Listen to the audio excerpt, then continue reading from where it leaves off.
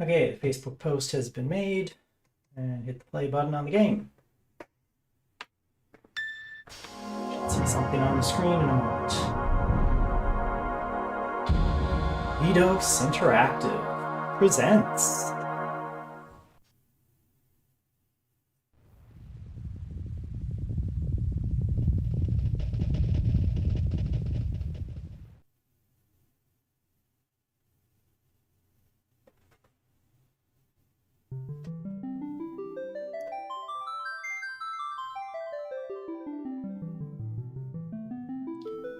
So, this here is the PC version of Final Fantasy VII, and it is my favorite version of my favorite game.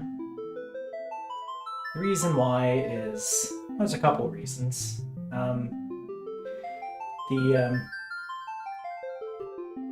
Battle objects and characters can be, rendered at an arbitrarily high resolution. That's kind of nice. Unfortunately, the backgrounds don't scale very well. They were done in a low resolution, and Square threw out the masters.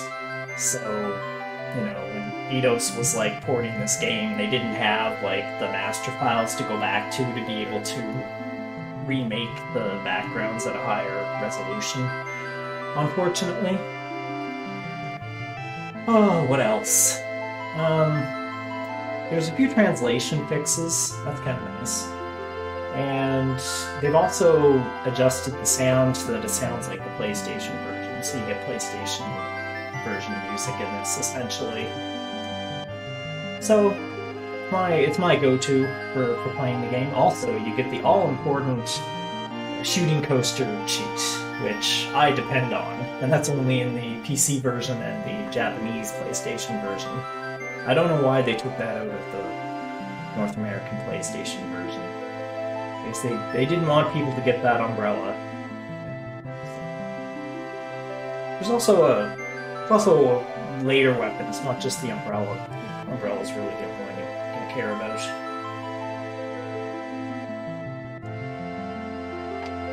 So I'll be keeping an eye on chat and eye on the game, and if you have any questions about the game, please do ask them. This game a couple times. Did it say I had 1,000 hours on the Steam version or something? I didn't really know this. Yeah, it was a lot. And then you play all the years with the PlayStation version, so there's a lot.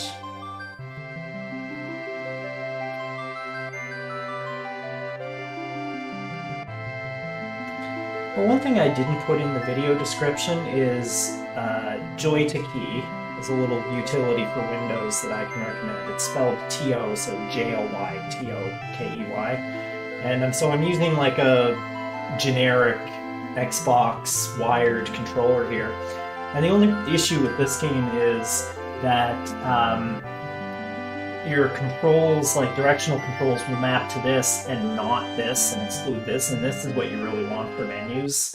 So I use Joy to Key to make this do the keyboard up, down, left, right when I press it. And then so I get the effect of having both. Okay, so let's hit that start button. There we go. Okay, now this screen, you actually have to press X. You can, for some reason, it's not listening to your joypad right here. And in the top left, that's just stuff from the Steam version. So it's saying, save files have been synced and version 1.09 English Steam. That's all you're missing. You're not missing any game content there. Okay, there we go. X has been pressed. Let's start a new game.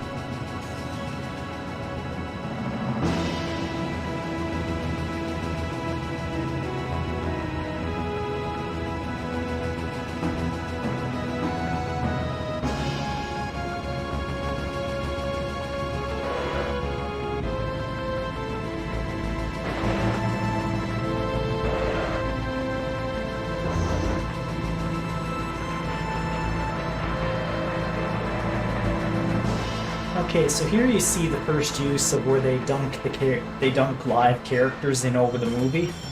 You can see that a lot in this game. But now we're on a regular background.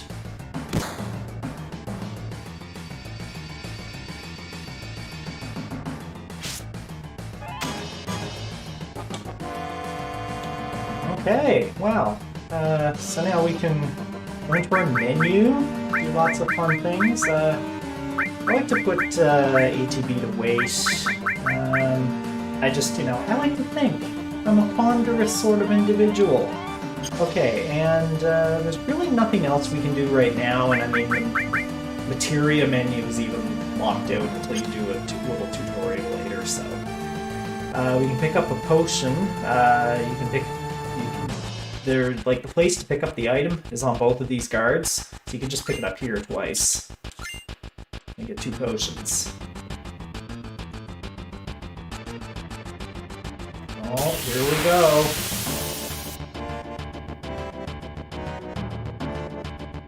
Oh, my turn.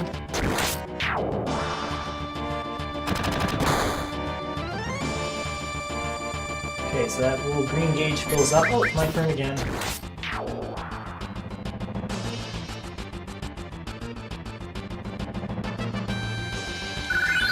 Oh boy, new level. Got some money too.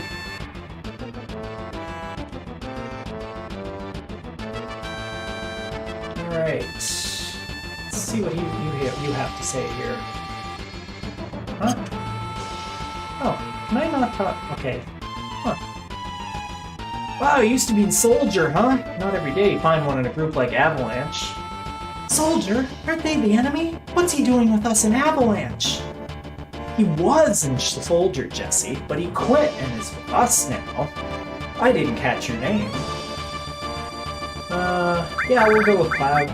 Make this more appealing. I could put my own name in there, but let's stick with Cloud.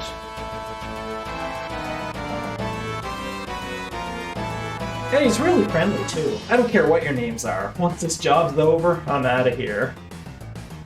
I like that, he just wants to get the job done, The hell y'all doing? I thought I told you never to move in a group. Our target's the North Mako Reactor. We'll meet on the bridge in front of us.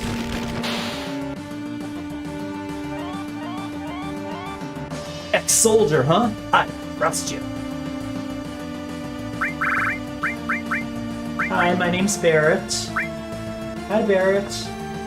Press the directional buttons while pressing cancel to run. Hey, how does he know about that?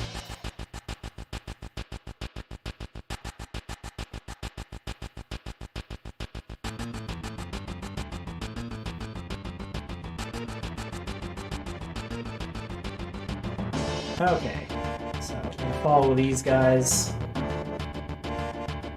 Warning, intruder.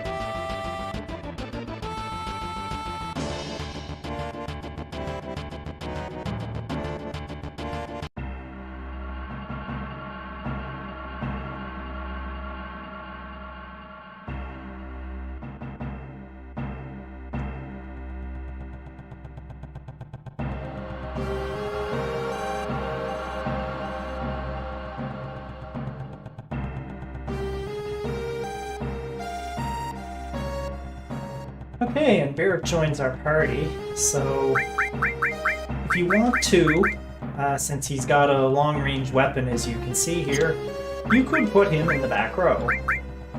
But I like to keep my characters in the front row because I like them to get their hits and get their hits in on them and have their limit gauges grow and execute various attacks. So I don't usually. There are certain circumstances I put people in the back row, but I usually keep people up front. Biggs and I got the code for this door. Code deciphered. Oh, I guess they each got a code for one door. Think of how many people risk their lives just for this code. Are they stealing from Return of the Jedi? Code deciphered. But that's a good place to steal. That was a pretty good movie. Yeah, well, it worked.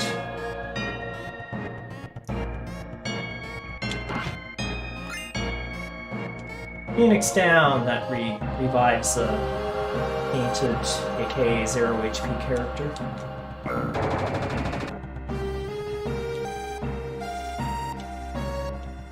Push that button over there. Switch on.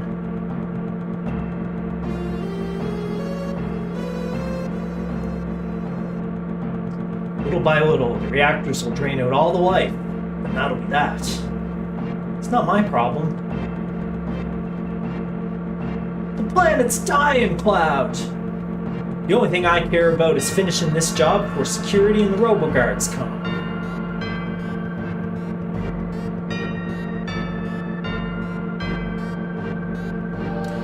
Now how does Cloud, hide inside? How does Barrett hide inside Cloud like that? That's pretty impressive.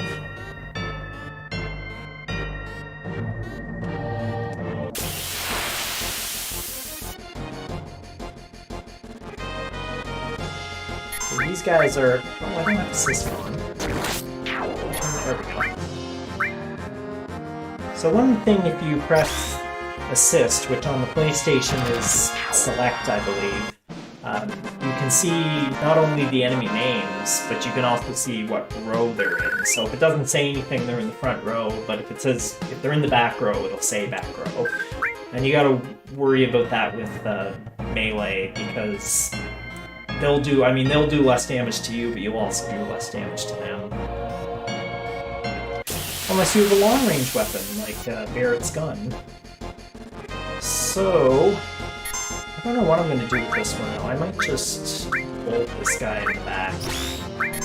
Because I don't think Barrett can take him out in one hit.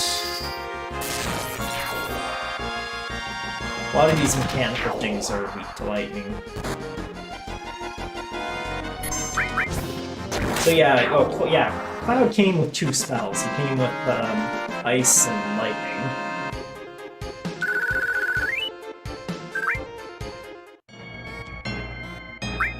Bolt? Yeah, Bolt. Okay, he came with Ice and Bolt. Because he has the respective Ice and Lightning materia.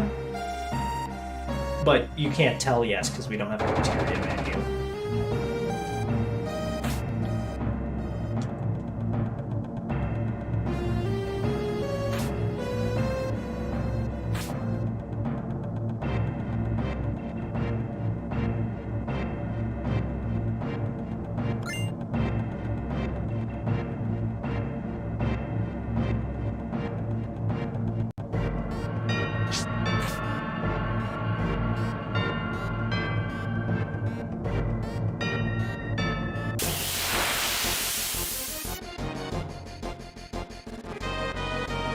Oh yeah, we're definitely going to use Bolt here.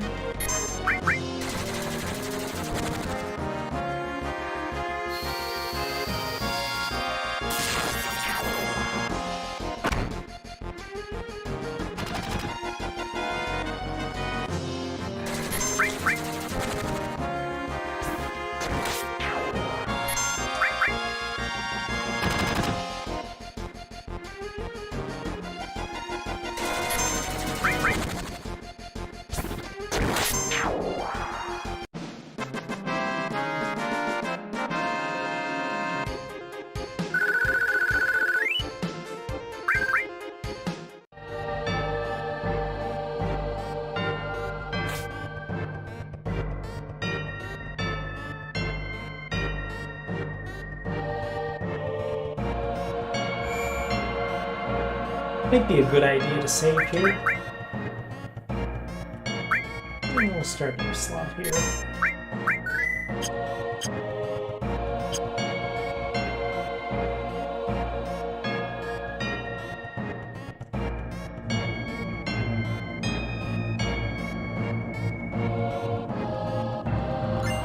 Oh boy, restore materia. Unfortunately, we cannot equip it.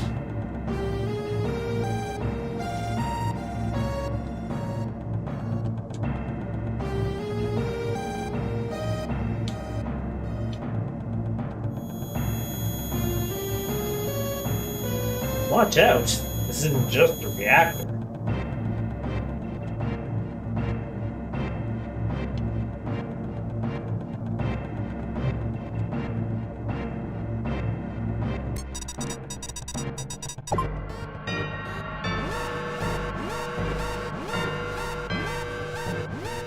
Heads up, here it comes!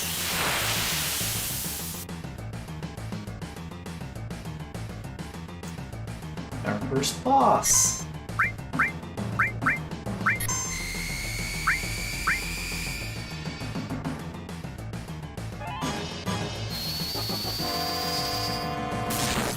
And what was this guy called? Guard Scorpion? I guess I could turn off the assist. That.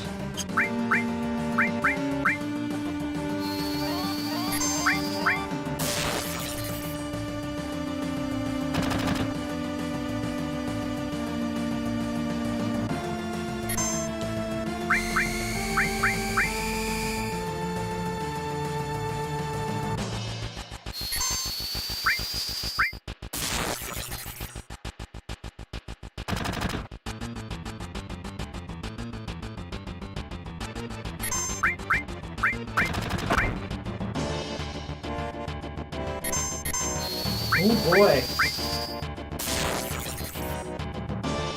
Okay, I don't have to worry about the enemy, you know, switching forms. I can do that limit break and I know what's going next. Because the limit breaks actually break the order that things happen in. Here, be careful! Attack while it's hit. Yeah, here's something they didn't fix. It's supposed to be don't attack while its tail is up. So yeah, you don't have to attack it. I mean, it's my, you know, my turns are up. I could act, but I don't have to. I can also push like the menu button basically to just switch between characters that are ready to act. I don't have to do anything. I could defend if I wanted to, pressing right, but there's no need because he wasn't going to do anything. Okay, so he's back to normal. So let's get back on the attack.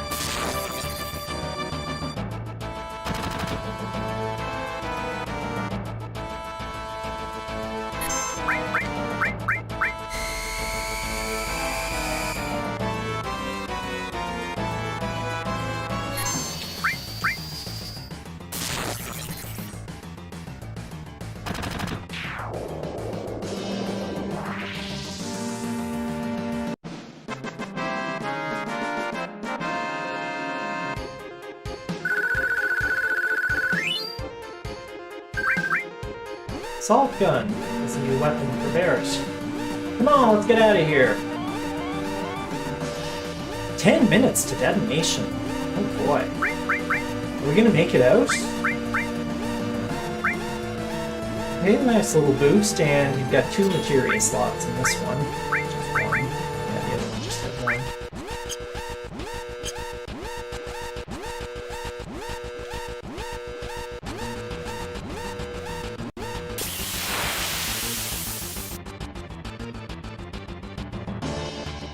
Oh. Huh. I thought I assigned page up and page down to the shoulder buttons. But I note that I press on the shoulder buttons and nothing happens. And that's supposed to be able to trigger an escape, so I gotta fix that.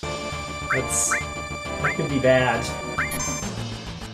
And the only reason I didn't actually want to escape, I just wanted to turn, because you can use it to turn around by running away while you're back attack. Because you can just, you start to run away and then you let go and you're facing in the proper direction so that the enemies can't actually strike you in the back. But yeah, no, that's like,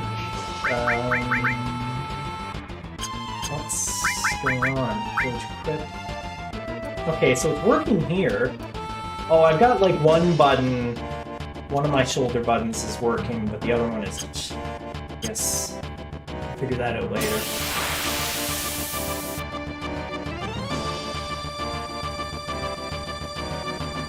Okay, well this one, I will bullet the guy in front, and then Barrett can long-range attack either one of those guys.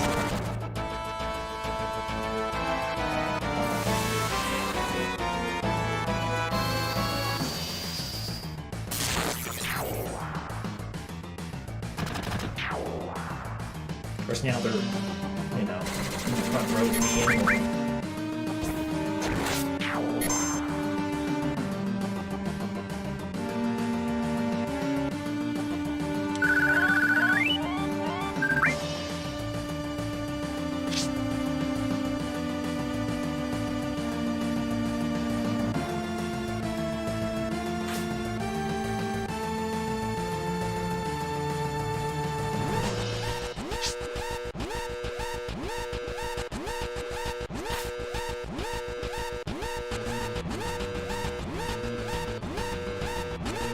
You alright? My leg got stuck. Thanks.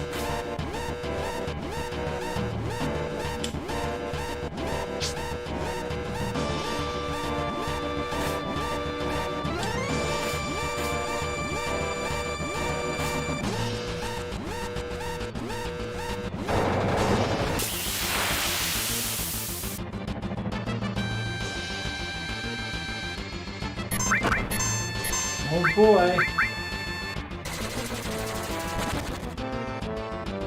So notice that I selected Barrett's action first, but Graver went first because it was a limit break. Like a limit break won't interrupt another action that's actually going on, but it'll go right away after whatever's happening happens.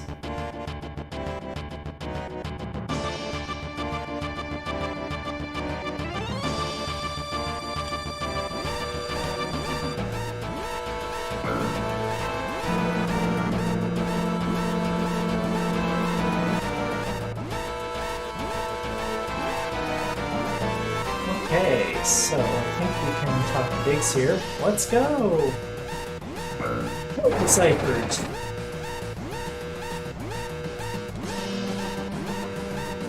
Dang it. We talked to the other one. I always like to drag things out as much as possible. Should we just hang out here, you know? Maybe gain a couple levels? I don't know. Oh boy, back attack. I mean, for these guys, so sneak attack for us.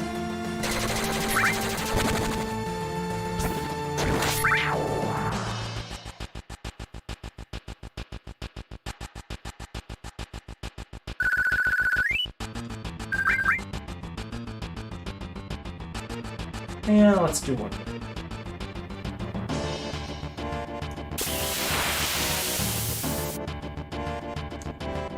3 of these things.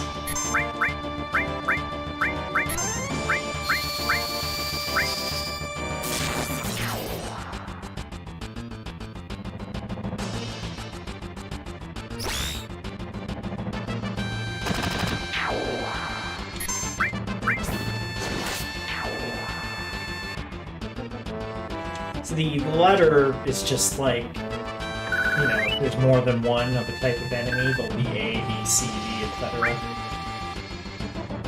Alright. I got to know. We're down to...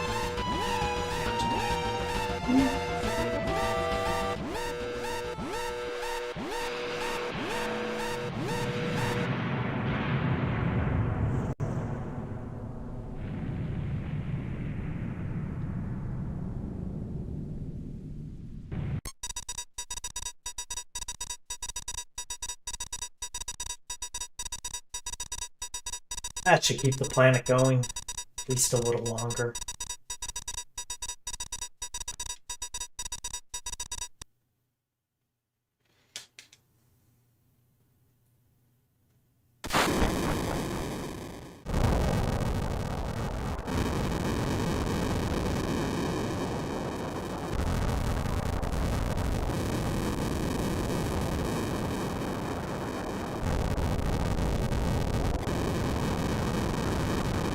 Sector 8 station, huh? What about my... Nah, it's about your money. Wait till we get back. And we cannot go that way. Well, that works. Okay, so you can also push the assist button to get like these little cues on the map for entrances and exits.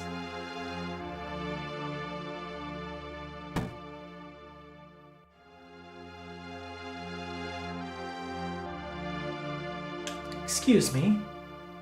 What happened? Nothing. Hey, don't see many flowers around here. Oh, these? Do you like them? They're only one Jill. Yeah, let's buy them. Oh, thank you. Here you are. Oh. She seemed nice. Probably never see her again, though.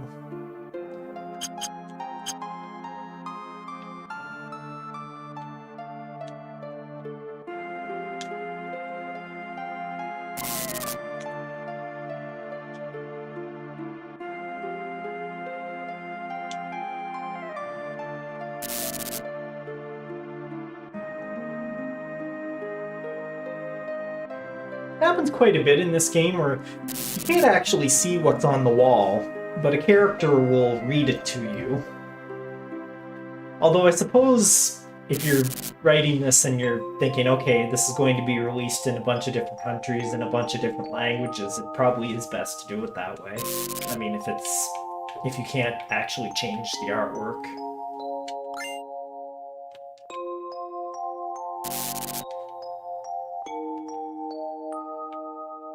Hey, you there!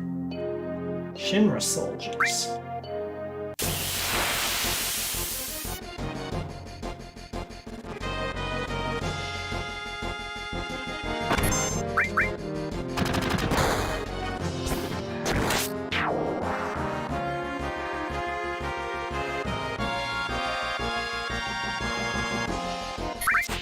I mean, they're all one-hit KO, so it's kind of free XP.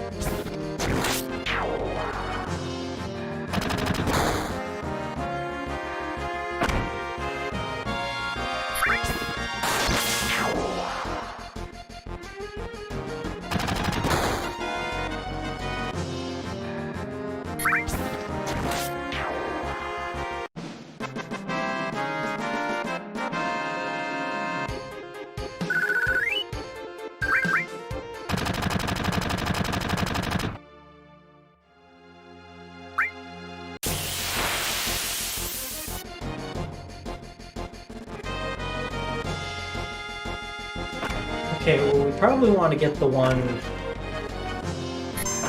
behind us. And then we can just get attacked in the back. Because I can't turn around because I don't have both of the buttons.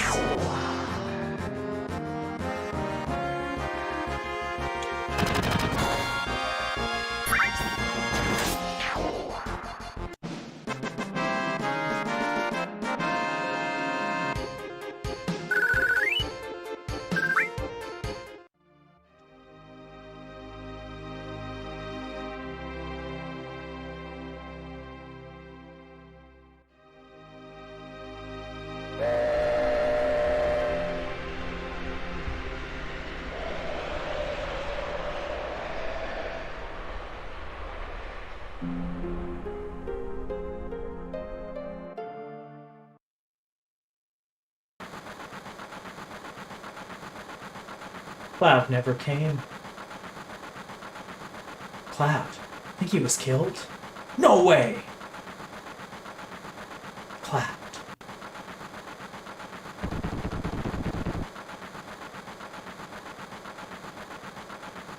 Say, do you think Cloud's going to stay on and fight for Avalanche? How the hell would I know? Do I look like a mind reader? We all weren't such screw-ups. Hey, Barrett, what about our money? Nothing, sorry.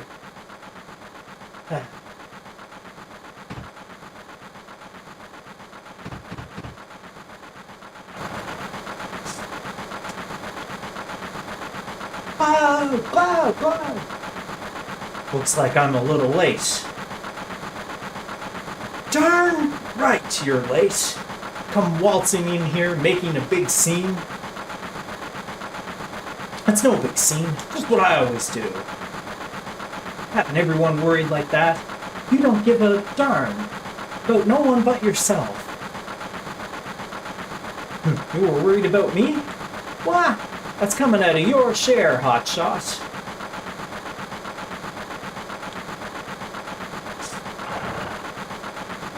What? You were great back there.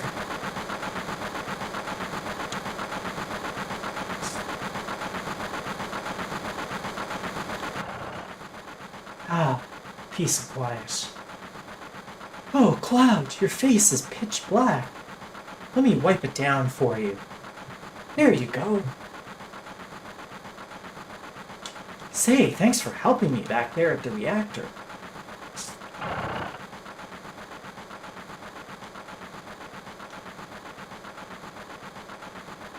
No? Nothing in here? No? Okay. Alright.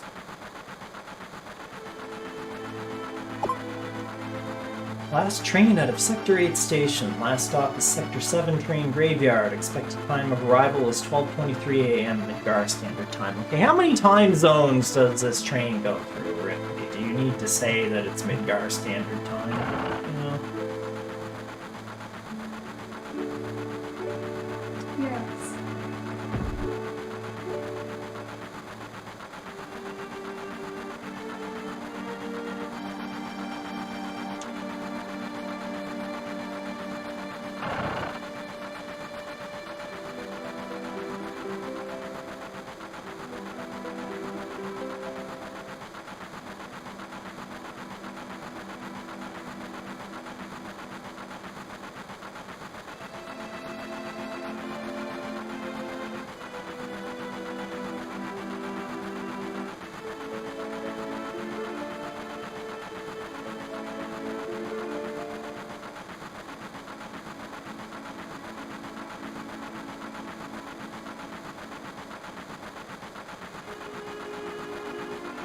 Oh boy, nap. I like naps.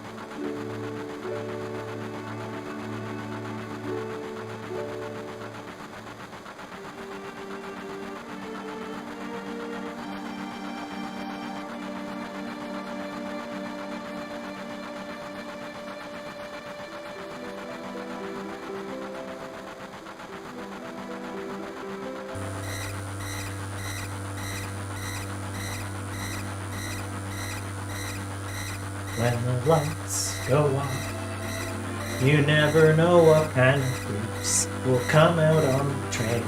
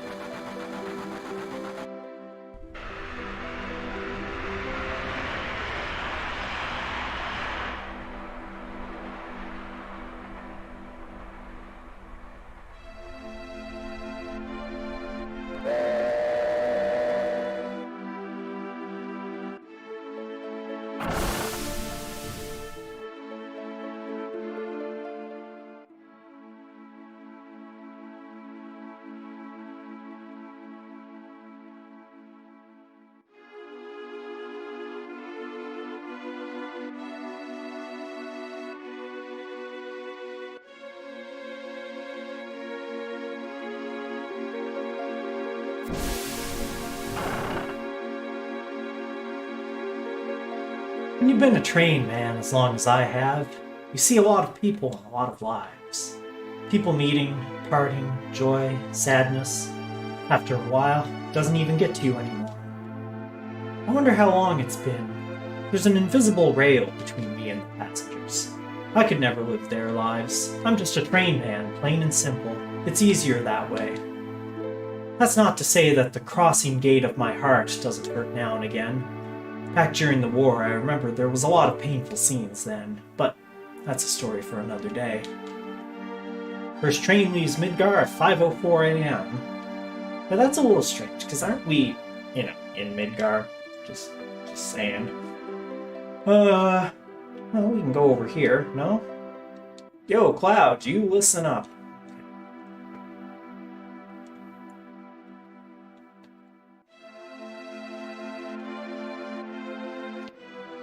Is it really wise to, talk about our, I hate to use the T word, but, terrorist plans, just out in the open, Like, yeah, we're gonna blow up more power stations. Yeah, don't tell anybody at the company.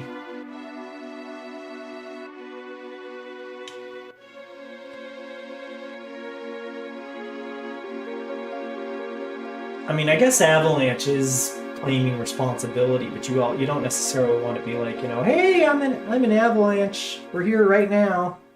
Don't blow up another reactor tomorrow. Like, not really the way I think you'd want to operate.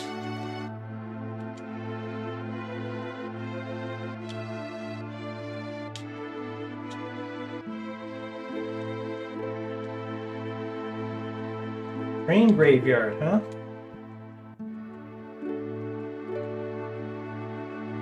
Well, yeah, that's what this is.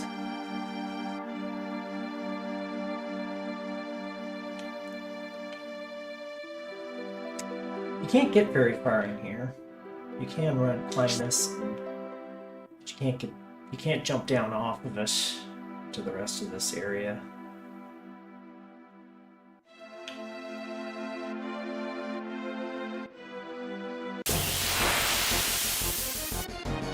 But you may want to fight a few battles here and get some XP and some cash.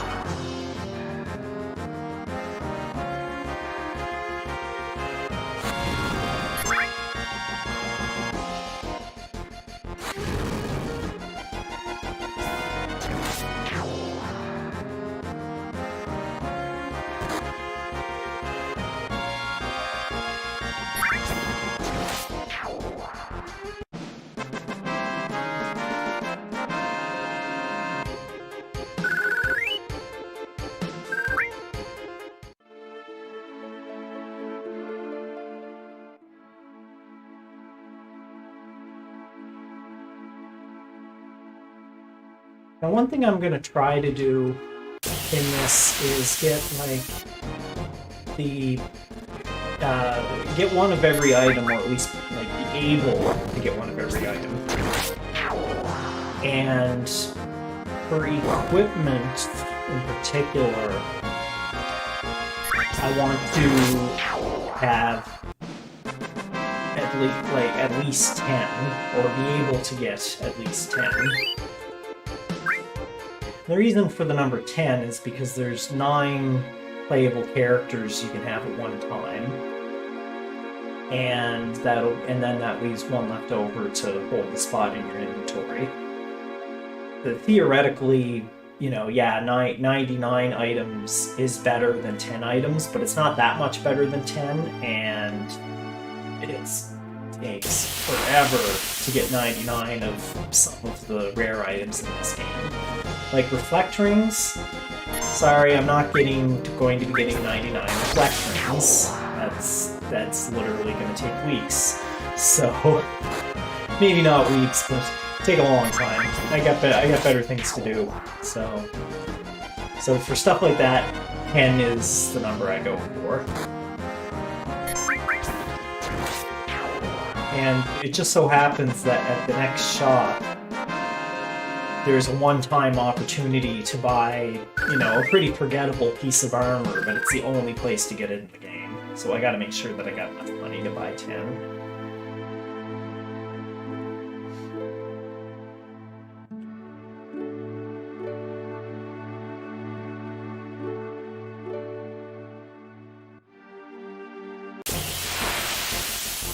Because I can get some money by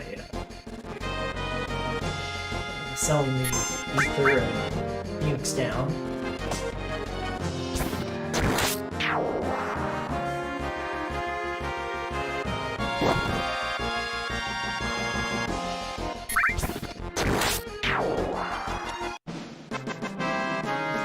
But I actually can go straight to the shop without doing the story first, and then come back here if it turns out I don't have enough money. So maybe I'll grind to 1,000 and then go.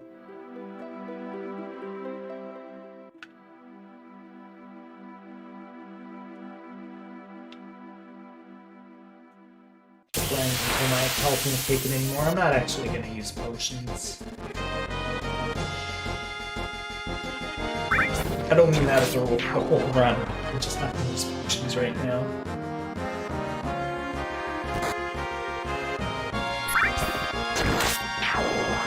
These guys can drop ethers. Those are nice things to sell. For each of those.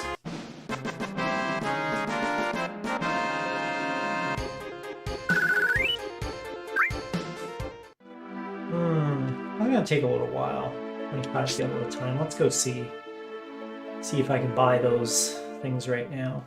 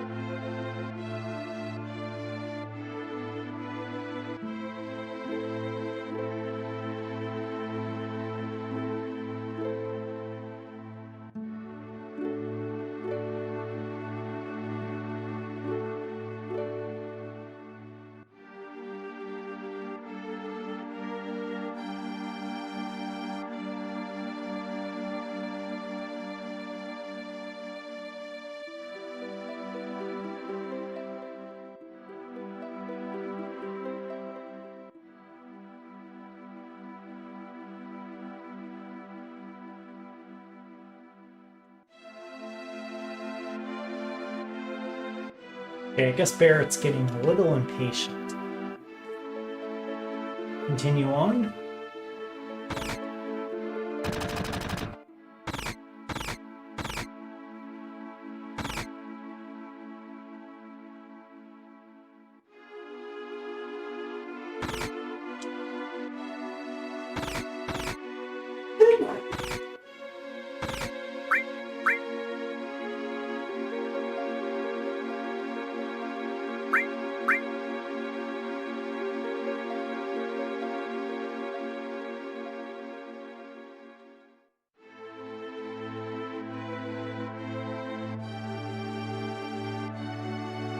It wasn't in the middle of the night? I mean, it seemed like it was dark.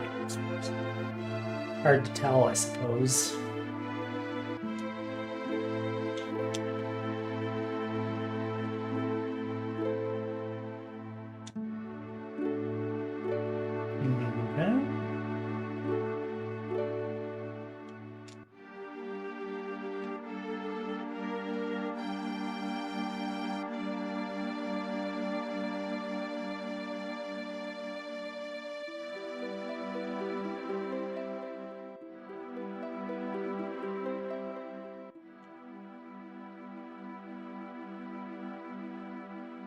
Yeah, that shop actually sells some materia, so we can't have that until we've taken the materia tutorial.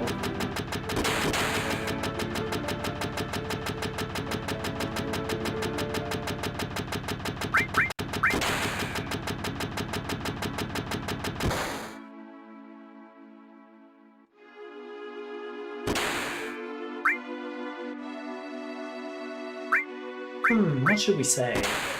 Say we're a novice, or... Yeah, I used to be a soldier.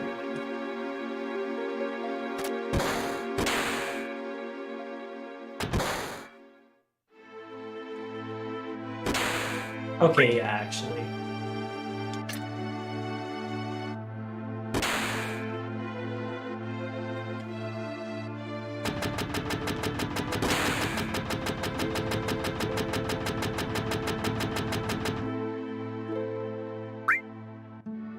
Okay, these things. 10 of these. And I can only afford 5. Okay, well, I can sell that. Don't worry, we'll get more. Oh, and now I can just barely buy 10. There we go. And I got... leaves me with a grand total of 2 gil. That's it, I don't have to run into any more here. I got my 10.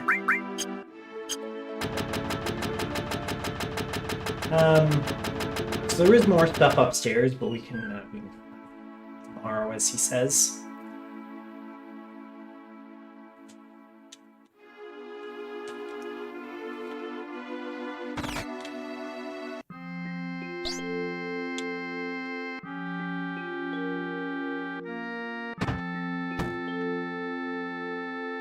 Marlene, aren't you going to say anything to Cloud? Welcome home, Cloud. Looks like everything went well. Did you fight with Barrett? Nah. This time. You've grown up. When you were little, you used to get into fights at the drop of a hat.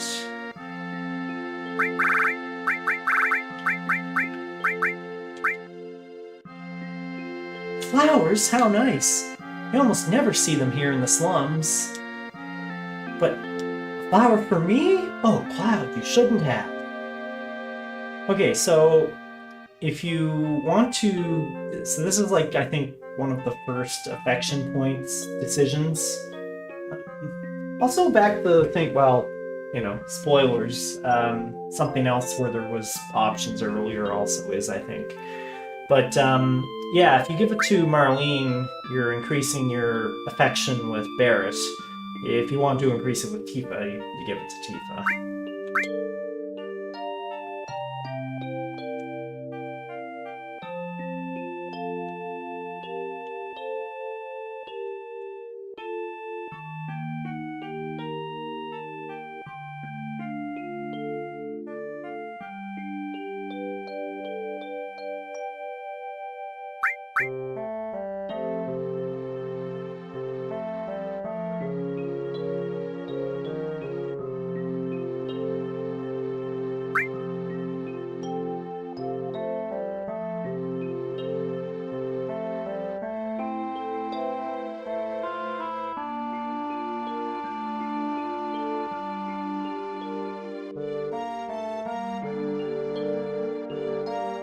You're not really supposed to know about this yet.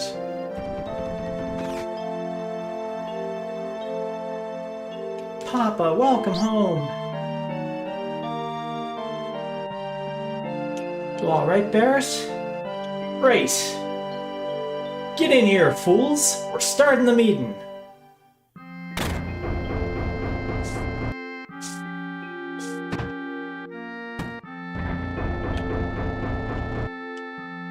I wish I could, like, really throw myself into Barrett, but unfortunately I think I'd get cancelled.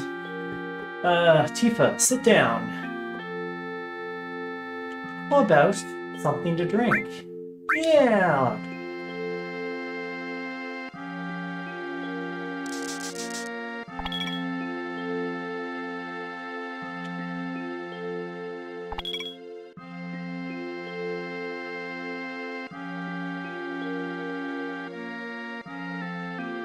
Yeah, that's right. I was in Soldier. I was totally in Soldier. Yep, yeah.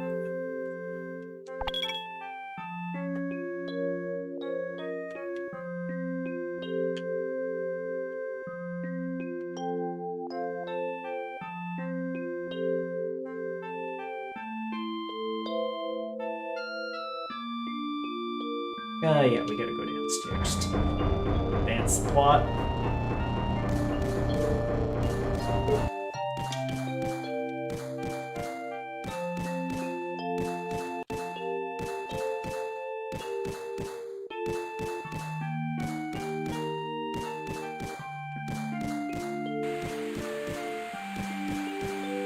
Today, the #1 reactor was bombed. The terrorist group Avalanche has claimed responsibility for the bombing. It is expected that Avalanche will continue its reign of terror. But citizens of Midgar, there is no need to fear. I have immediately mobilized soldiers to protect our citizens, citizenry against this senseless violence. Thank you and good night. Okay, it seemed like it was the anchor that was talking, and then it's like President Shinra that's talking. It's a little strange. Oh, it did say President Shinra there, okay. Right. See, I thought it was the anchor just because that's who you're seeing on the screen.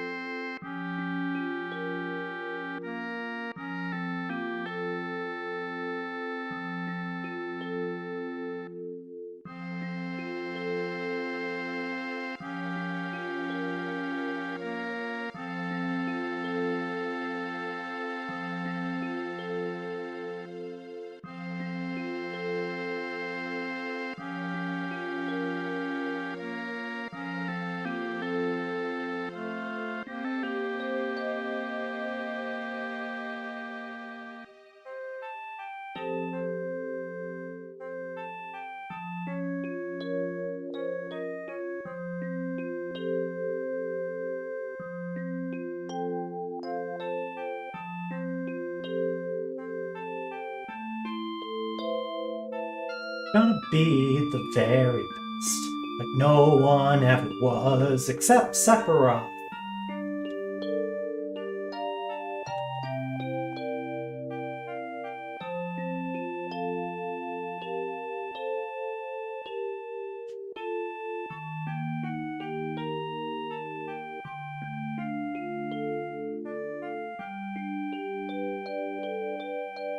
Yeah, it's probably like a math test or something.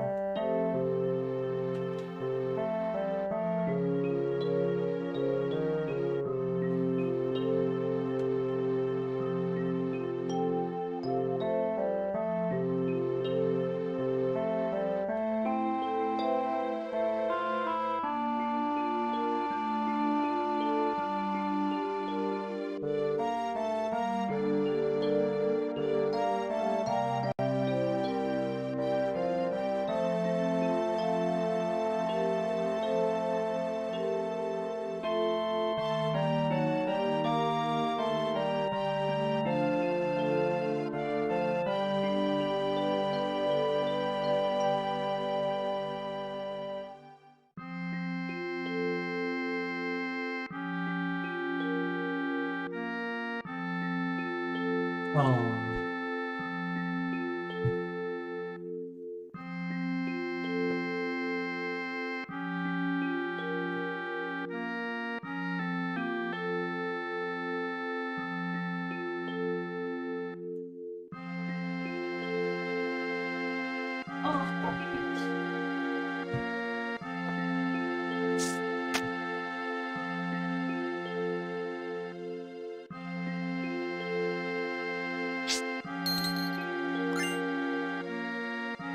Oh, you know what?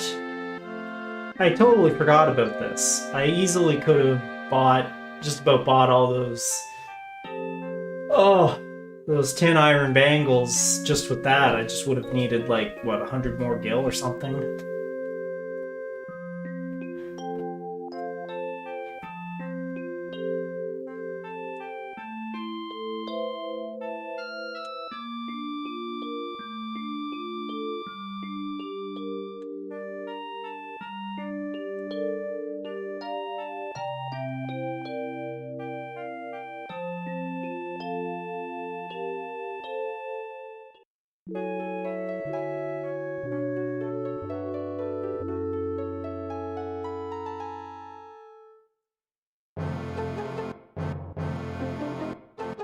Alright, let's get on with it.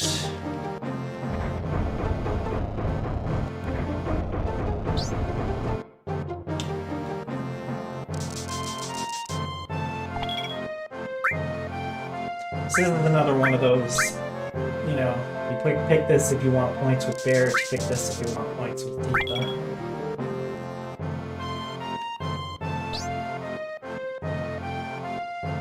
Oh, okay. You have anything to say? No.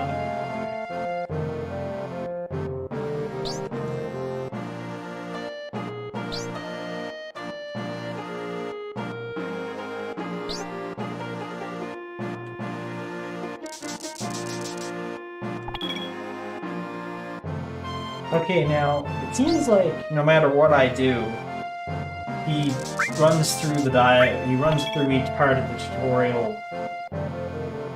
Like I push the button on the joystick and then he goes through like 2 or 3 things each. So I'm gonna try using the keyboard this time to see if it actually goes one at a time. So here we go. Okay, I'll explain it. Sure, I'll explain how materia works.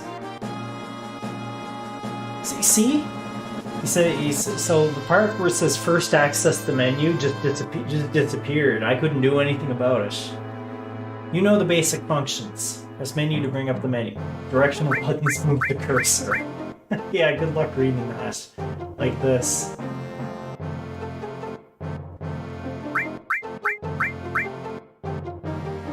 Select each menu by using OK and push cancel. To leave the menu, just push cancel. Try to fill this in as best I can. Now you're in this menu. Select the materia submenu. Select who you want to use it. Now look at my weapon here. Isn't it a nice weapon? It's a big, big sword. It's called the Buster Sword. It's got 2 linked materia slots. Each weapon and armor has slots in it. Choose which slot you want to put materia in. Now select the materia you want to use. This is curative materia. If you want to know what its effect is, line the cursor up with check in the menu and push the OK button. It's just like selecting battle commands. I don't know what he said there. You can see that the available magic has increased if you go into the magic menu. Now you can use new magic cure. And that's all there is to equipping materia. See, it wasn't that tough. When you want to remove any materia, it's as easy as pointing to the materia slot and pushing menu. There's just one thing you have to be careful of. Well, there's many things you have to be careful of, but he's going to talk about one now. Whenever you equip materia, your situation changes. Parts of you may become stronger, while others get weaker. Normally, when you equip magic materia, your magical strength increases, but your physical strength weakens. So materia is kind of a double-edged sword. On the left side of the screen, you can see the materia's effect on you. It's wise not to overuse magic materia, but try out various things. Push cancel to exit the submenu. Okay, that's about it. I'll give you some advanced tips later. What's this? It wasn't that tough. I don't get it. You just handle the materia cloud. Okay, so now we have access to that menu. I got a message from the weapons shop man upstairs. He has something he wants to give you. Don't forget. Marlene, you watch the store. Is she old enough to, like, serve alcohol? Like, don't you have to be drinking age in order to serve alcohol? That's how it works in most places. I was a waiter one summer in a fancy schmancy tea room kind of place, but it was licensed. And it was basically just like me and like the chef that could actually serve liquor. I was 19 at the time, but everybody else who was working there wasn't 19. Except for like the chef.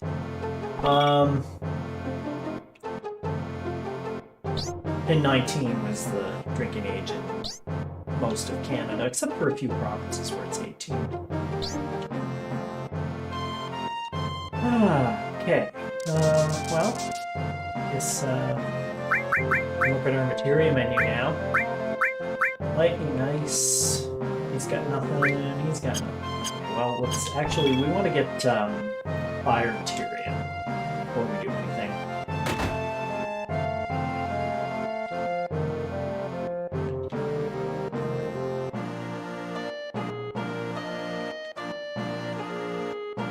Hey, it's true.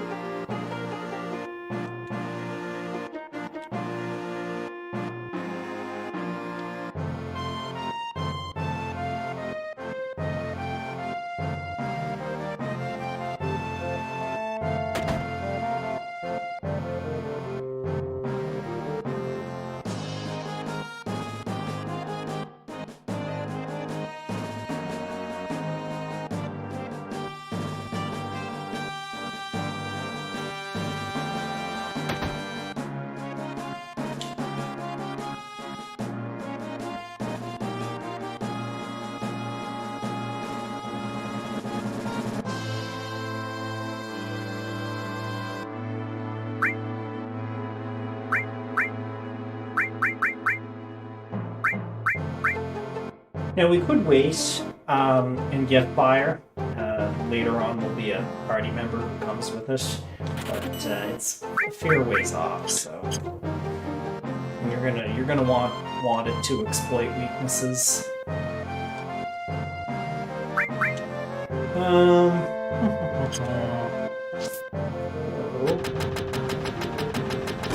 Have you got that thing yet? Okay.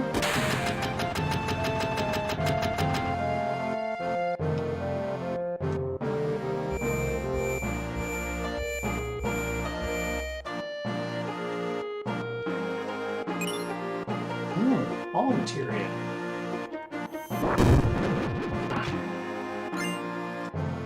Oh, we got an ether to make up for the one we sold.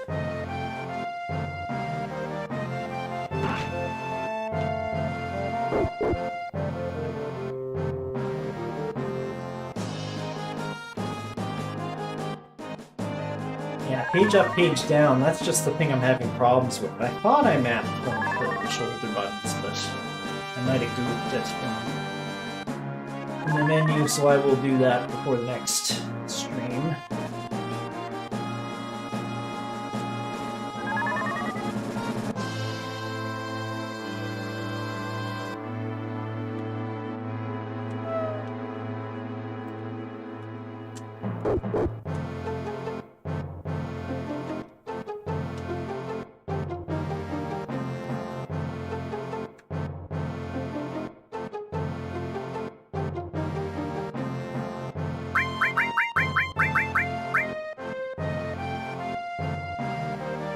You probably know all this, but just in case, I'll go over it. Until you get instructions, don't open or take discs out of the CD drive. Really? Really? Is that gonna be a huge problem? I actually do have a Blu-ray drive in my system, but a lot of people don't bother with optical drives anymore. After you open up the CD drive, I can't guarantee what'll happen. That's all. Yeah, there wasn't even like an option with the OG PC version to like install all the movies to the hard drive. Which would have been, you know, a fair chunk of space by the standards of the time.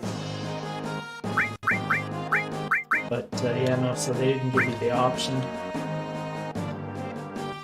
But even with the PlayStation version, the entire game is on all discs. The only difference between the discs is the movies.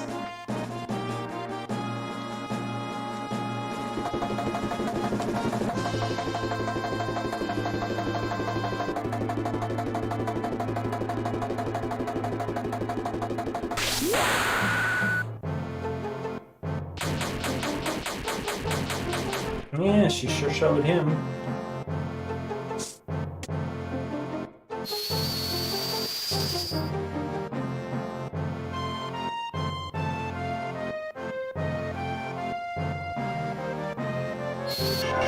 Okay, who's got access to Magic Barrier and Reflect this early in the game? You know, I guess, I mean, nice to know that that stuff exists, but, you know.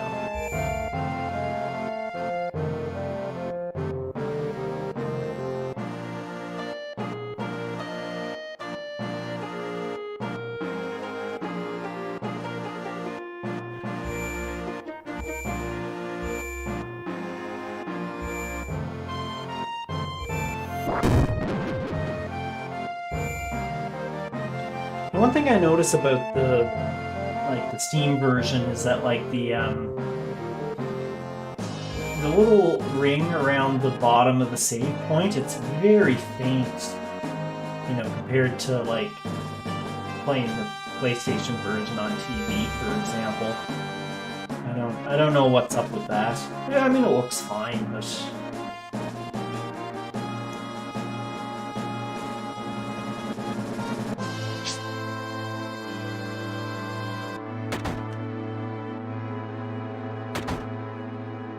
ah, this kid again.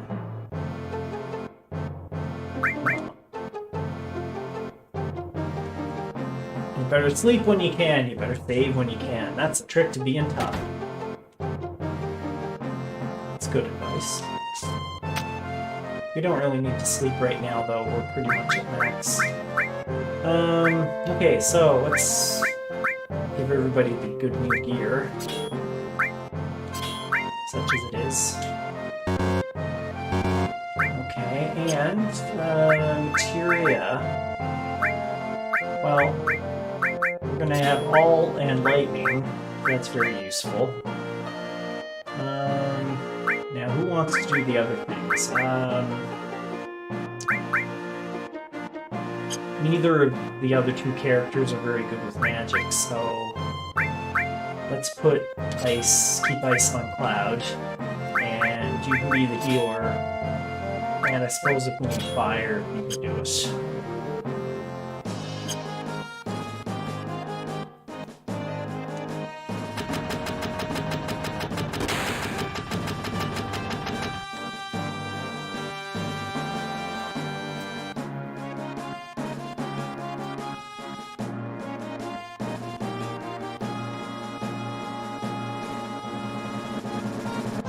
Did I say don't care to her? I never said don't care. I always gave the polite response. Oh well.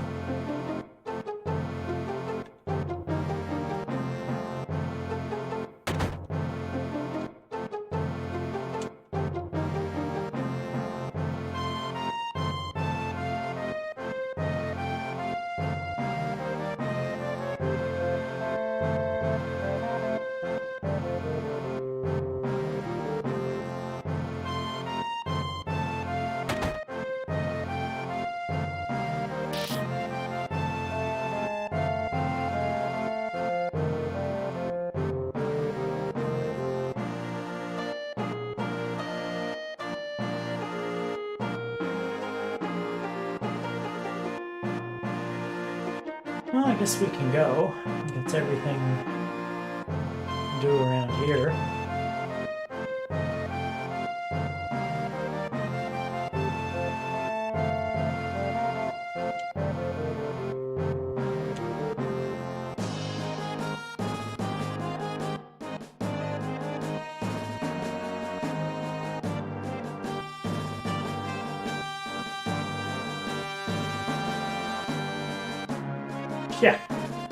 Yeah, don't worry about Avalanche. Soldier's gonna get them.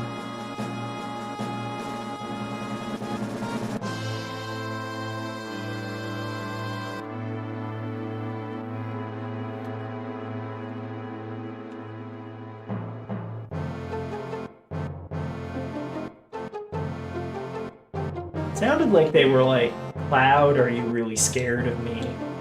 Cloud, are you really concerned with me?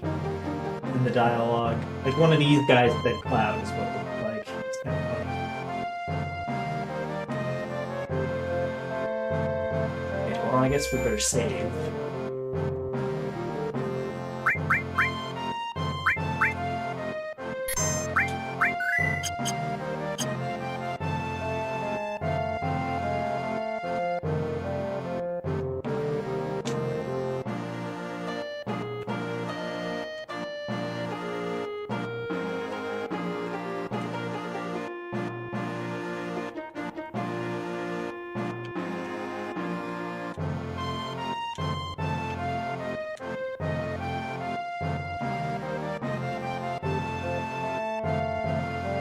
Morning. Dawn comes, and things never change. You be careful not to get hurt. Come on back again, here? All aboard! This train is about to depart.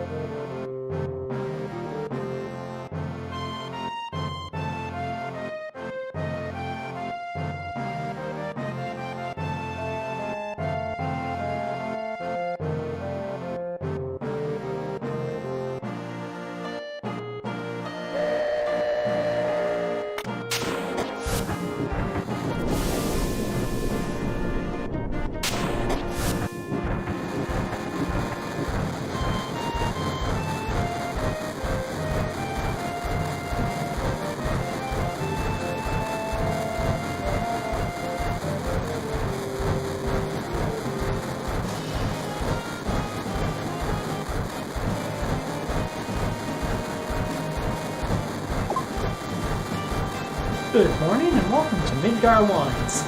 Arrival time at Sector 4 Station is 11:45.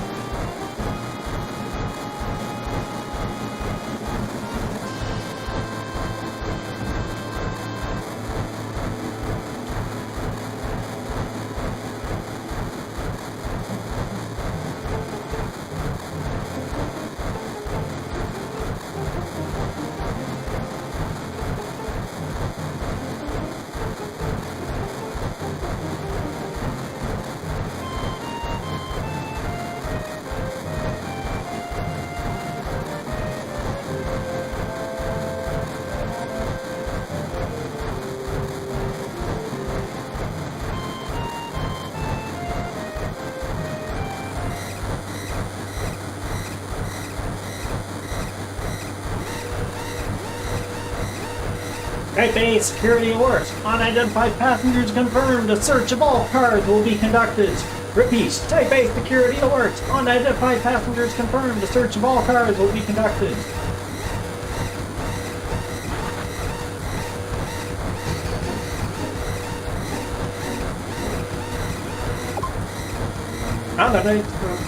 Unidentified passengers located in car number 1.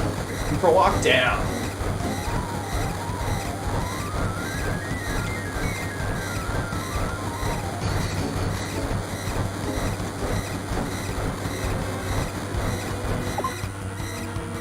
Car 1 locked down, upgrading to level 2 warning.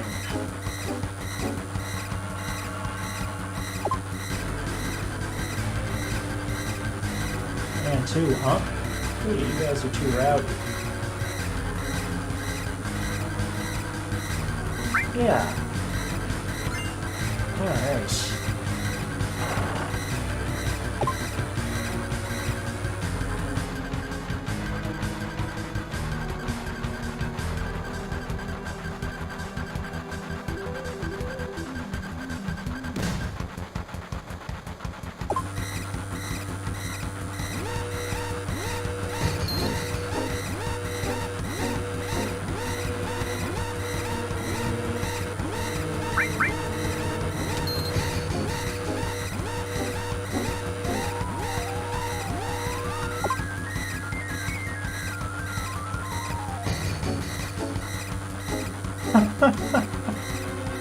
Okay.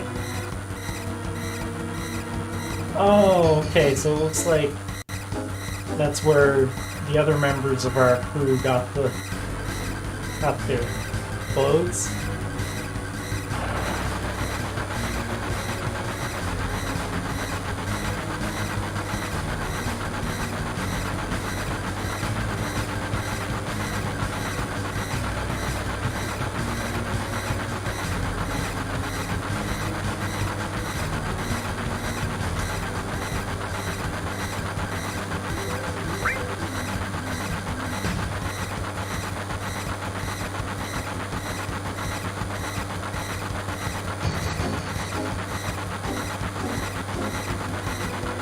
Talk to...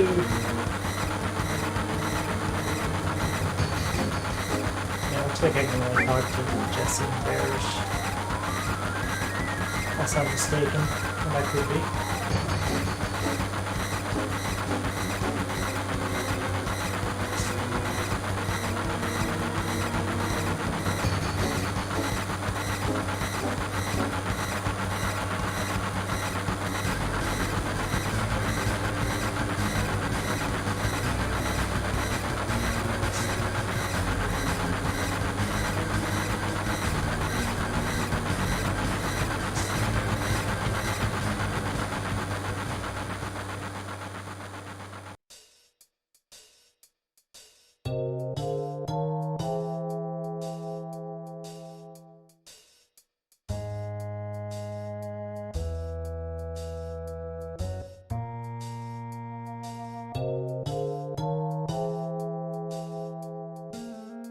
Okay, so if you don't make it to the end of the train, you just end up, you know, so many screens further down this way.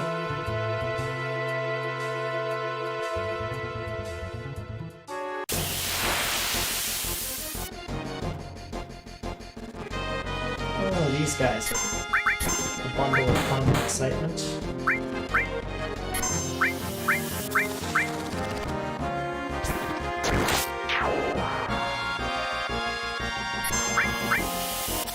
Tifa's not much of a heavy hitter, so she'll take two shots to hit these guys. So we'll target accordingly. Because it's kind of inefficient if you were like Tifa and then finish it off with Cloud and then Tifa finish it with... You know what I mean? If you want to... It's better to just Tifa on the same enemy and have the other two guys one-shot their enemies.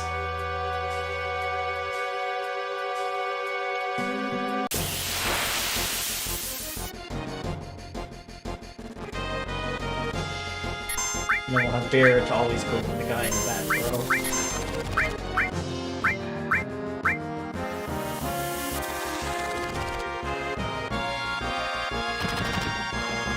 Ah, you can get him.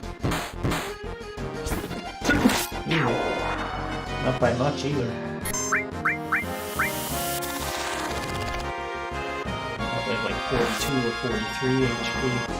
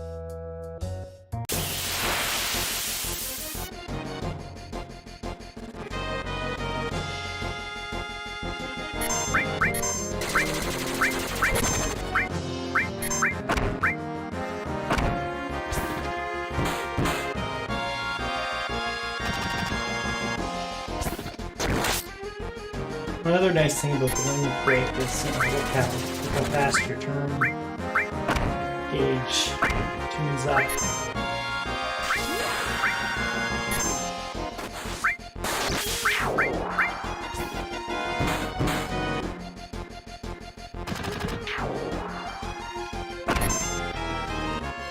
Yeah, let's let Tickler get this game.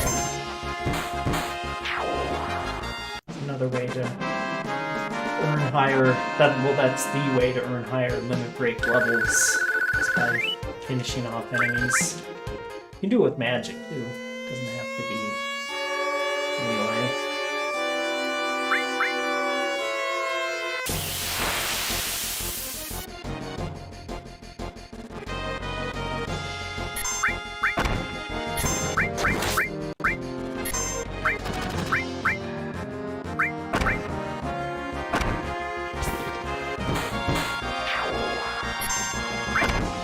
This is a good setup.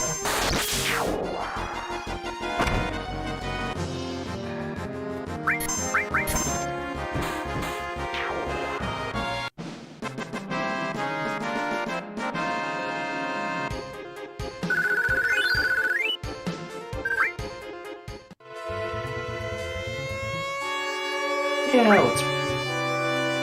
You can't ever get anywhere there.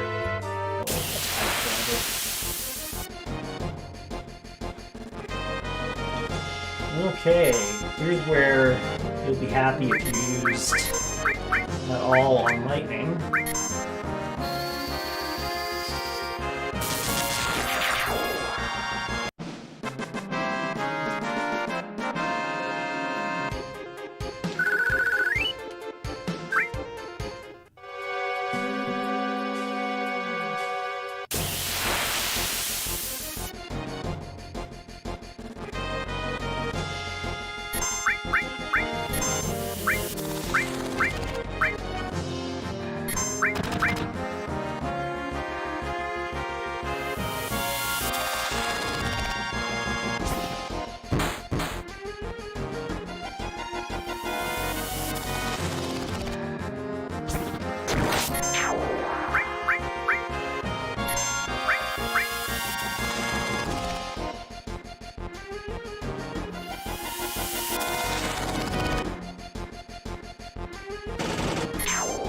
Ooh, that was a critical hit.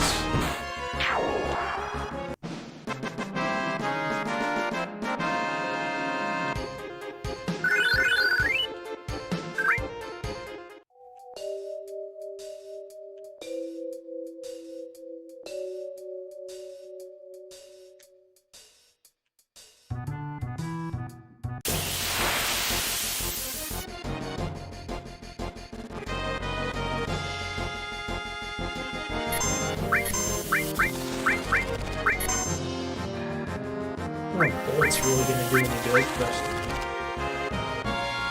let's see.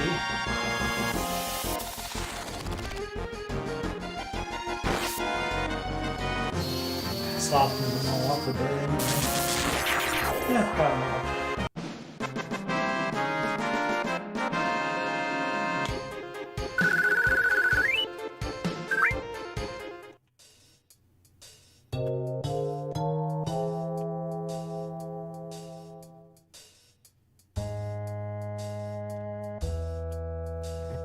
think we're just gonna push on to the next save point and then call it a night, I think.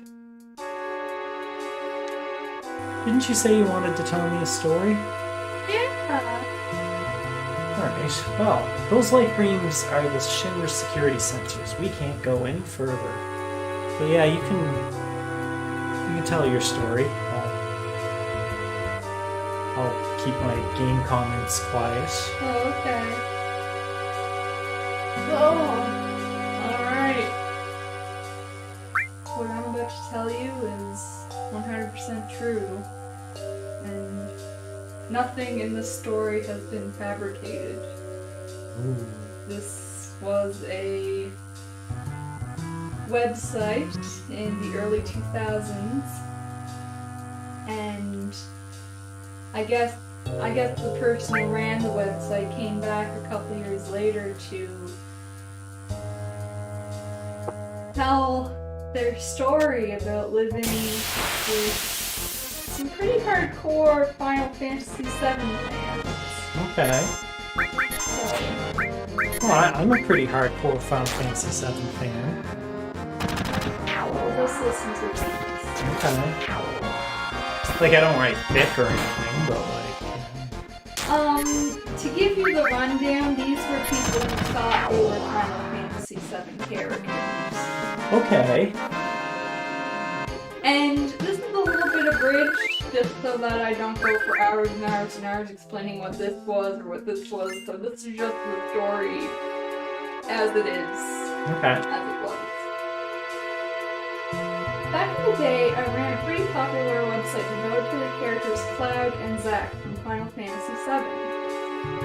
It was really the only comprehensive one there out of the two, which is why it got such notice. I was used to receiving fan mail or other people's fan art which I put up on the website. I actually haven't had anywhere near that kind of fame since then. And believe me, I don't miss it. But anyway, I'm gonna be stumbling over my words here because this person's like grammar and spelling is like all over the place. It doesn't look like they spell-checked anything. I had my AIM up on the website because I was new to interweb fandom, and a lot of people would come talk to me about the site. Feedback was awesome in my eyes. I met a lot of cool people listening. I was always looking to promote the site, so when I got an IM from some stranger offering a link, I was like, oh boy. I was expecting a little GeoCities page, but then they told me they ran the domain hojo.org. I'd never been there before, but I ran a quick check. It looked mostly personal, with a little bit of a shrine to the character Professor Hojo from the same game. I was like, oh, that's cool, I'm sure it becomes interesting. This person introduced himself to me as Hojo, and pretty quickly started calling me Zack. I was okay with that because Zack was, and still is, my favorite character in the game. For a while it was mostly normal. This Hojo person seemed to be just another normal webmaster. We didn't have a whole ton in common, so we didn't talk that often. So one day, I just got done putting up some art on my website. It was the villain/monster Genova as a dog creature. I gave it a little mini-story under the image to be creative. Something about cold water and being sprinkled by tentacles. I don't even remember. But Hojo IMs me and tells me that it was really well written. I'm flattered, so I thank him. Then it starts getting weird. I'll try to remember how it went, but it's been 4 years. It was really realistic, he says. Is that a memory? Understandably, I'm like, what? Is that one of your memories? I was unfamiliar with the concept being put to me at the time, being still pretty internet virginal. I said no, I just made it up. He seemed disappointed and I didn't understand why. We didn't talk for a few days. Then an IM comes at me where he says, my wife would like to talk to you. Oh, how cute, I'm thinking. It's this married couple who runs a Hojo shrine. Sure, I'll talk to your wife. Wives are nice people. Now, realize during this time I was a college freshman. Like most college freshmen, I was at the height of my idiocy. My friends will remember I wasn't quite smart about drinking, to be really kind, and so I hate to say it, but my memory at this time is spotty. I'm going to remember what of the build-up I can. The actual events are clear as crystal. This shit don't leave you. The wife, whose name is Jen, begins pressuring me about magic. Now, I was a pagan for a brief stint in high school, but like most kids, I grew out of it. What she was telling me was long since bogus in my mind, but I put up with it, okay? She kept saying how she was a sorceress. Half of the time, she insisted I call her Genova, and we wrote poking with tentacles and stuff. I figured she was only roleplaying. I was like, okay, that's cool, it's the internet. I can have some friends who are furries and do the same thing, talking about their tails and stuff. I can deal with that. And then came a good old bombshell. I was asked if I had any memories of past lives. I do believe in past lives. I think it's a pretty valid cycle given how many cultures believe in it. So I told her no, I didn't. But I did believe in it. I should never ever had said that. It was like inviting the vampire into my house. Jen's attack was swift and sure. She began in a flurry explaining things to me, how there were alternate universes. Do you grant me that? Sure, there could be. And in those universes, just maybe, video games actually happened. I thought it could be plausible, because I like imagining anything's possible. Through all this and all this flurry, she tells me that she thinks in a past life I was Zack from Final Fantasy VII. Think about it, she said. You're both country grown, you both have that instinct of dragging off friends who could be left behind. You take a bullet for someone, right?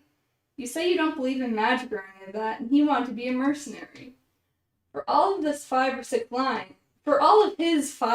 lines, you have a similar speech pattern. You live in a basement like he was locked in one, and you hate it. Addle your brain with freshman idiocy and vodka, and this will suddenly make sense.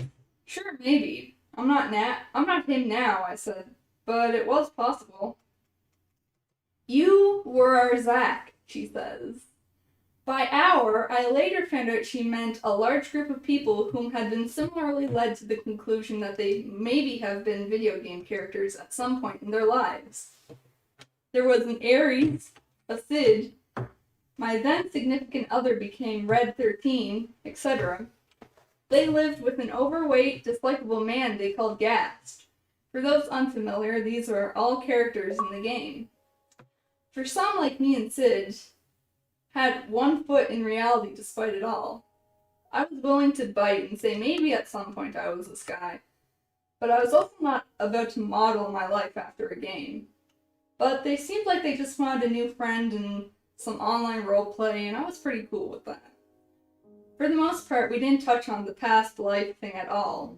Jen would sometimes have chats with other people about who she was friends with, and we'd all talk, or we'd discuss site editions, or just little things. All in all, I was fine with them. They were a little flakier than my preferred loaf of bread, but I could live with that. They always called me by my screen name, which confused me. Yasha made me cringe, because I was afraid people would think I was an Inuyasha fan-tard. I tried mentioning this once or twice, but didn't really get anywhere. The first time they asked me to visit them, I think, was around Christmas. It would cost me $300 to go by bus from my podunk school to their apartment in State College, and they assured me that they would pay to feed me. I would just visit for a weekend to meet people and hang out. At a bus stop, Hojo met me in a lab coat. Hojo was, I knew by now, actually a woman. And she was in a lesbian relationship with Jen. I'm just noting it here to avoid future confusion. When we arrived at the apartment, Jen, who insisted I call her Genova and would often refer to herself as Jenny Nova, came storming up to Hojo and I, screaming in Hojo's face. I have no idea what it was about.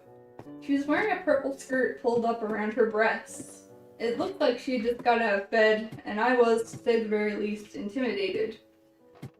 About 3 seconds later, she whirled back around in a quick change, suddenly the nicest person ever.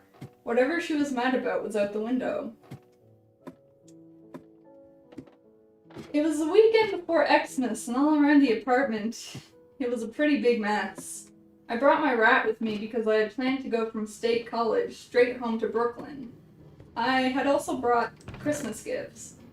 Jen told me earlier that she was a great artist, so I dropped $30 on real high-quality watercolors for her. The apartment was cluttered, and there were papers and stuff everywhere. The floor was covered in glitter, but I figured they were just kind of goofy college students. I mean, college students always make a mess. When Jen showed me her art, though, I realized she had no idea how to use watercolors. Oh. They were, at best, a brush being flopped around a page. Can you pass me my water bottle? Oh. And where's that? By my laptop. Okay. I got 7 more pages of this. 7 more pages? Yep. 7 more pages? We aren't even into it yet. Oh, man. Yeah. All right, carry on. One day, she stormed to the side of a mall inside and began sulking. The reason for this was because they didn't have enough money to buy something. I don't even remember what, but she wanted it and they couldn't afford it. I couldn't afford it either, so I was stuck in the middle of this. I tried to stay out of it. Fortunately, it seemed like to have passed when we got back to the apartment. About this time, I started to realize, though, Jen wasn't role-playing when she talked about her children or other selves. Jen is what the internet calls a soul bonder, or in other words, batshit loony. She believes she has a lot of people living in her head talking, and when she wants to take on a personality that best fits the situation for her personal gain, she acts one out. Example, if she wanted to get sympathy, she would raise the pitch of her voice and pretend to be an innocent child. Now, I was a dumb college freshman, but I wasn't brain damaged much yet. I knew it was Jen just pretending. I'd already experienced the actor failing for self-gain with a high school drama friendship, so I just humored her when she did this, and I wasn't about to treat her any different.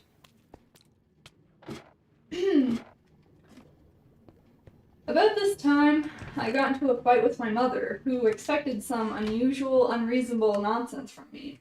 My mother is the only person who can make me cry, because my view on crying is, if no one is around to care, why bother doing it? I let myself cry there. Jen and Hojo suggested I stay longer, and began talking very, very drastic measures. That I need to get away from home, that I could abandon my family, here's a number for a youth support group, etc. I honestly was frightened by this. My family is certainly high on my list of things I get stressed all the kingdom come by, but I don't want to cut off all means to them ever. I managed to work it out so I could go home 2 days later as a sort of take that to the family. Jen told that her mother was the same way, and that Hojo had to go all the way to California to rescue her. Jen's mom was apparently a horrible, abusive mother who hated her daughter. Her father was absent or divorced or something. It was never clear. She kept saying how, even though her grandmother was rich, she didn't love her. She had stories about her abusive friend who trained her to be a Sephiroth or something. I was sympathetic, always having been one to believe that don't complain, people have it worse than you did. So a few days later, we went to the bus stop to catch my bus to Brooklyn.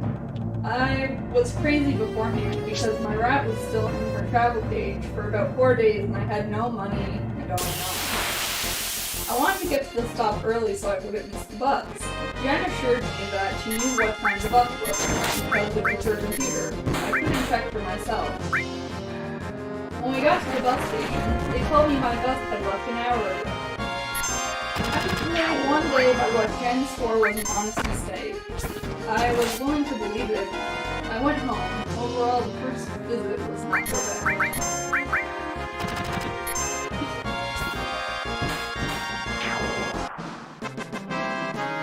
The next day, Jen decided to show me magic battles. These are basically like a live-action roleplay fight. She would swing around a stick or a sword to music and feign injury when Hojo threw stuff at her, after making some goofy hand movements. Hojo would do the same when Jen would thrust her staff forward or something. They tried to get me to do it, but I can't magic. I can't pretend I'm doing magic because I'm not that out of it. Eventually, Jen dragged me onto my feet. It was something like karaoke. I kept laughing at both myself and the fact that I could do some sort of limp wrist movement and Jen would throw herself on the floor panting. Afterwards, they kept telling me, "See that? You can use magic!" And I just kept laughing. I knew what I was doing. I was not that out of it, but I was ready to keep on humoring because it wasn't hurting anyone. There were a lot of visits like this. Jen did a lot of things that I can't think of in chronological order. When she was stressed about something, she would grow faint and pale. Because I didn't know her very well, I thought maybe she was anemic, and I would hurry to help her. Also, I had told her when she first asked me to visit that I cannot eat meat. I cannot eat red meat specifically. I was raised vegetarian, so my body never got used to digesting it. Red meat makes me sick, not by no choice of my own, but every night Jen would cook red meat, and I would eat it because that's all there was, and I would become sick.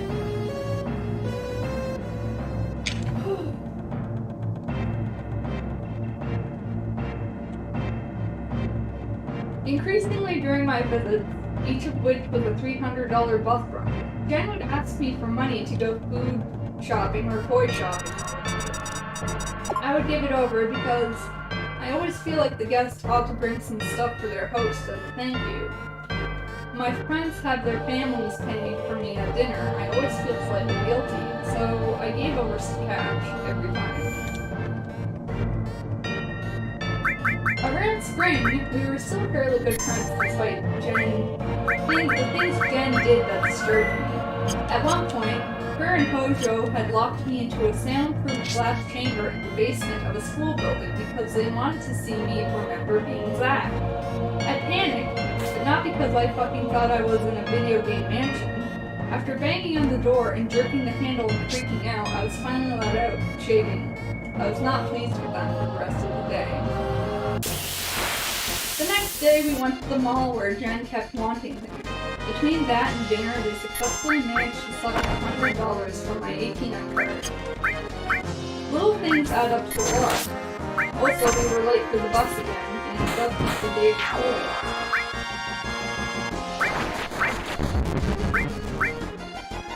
One thing Jen did that really disturbed me was that she would lie to people. One going to people on the phone about what type who she was and that.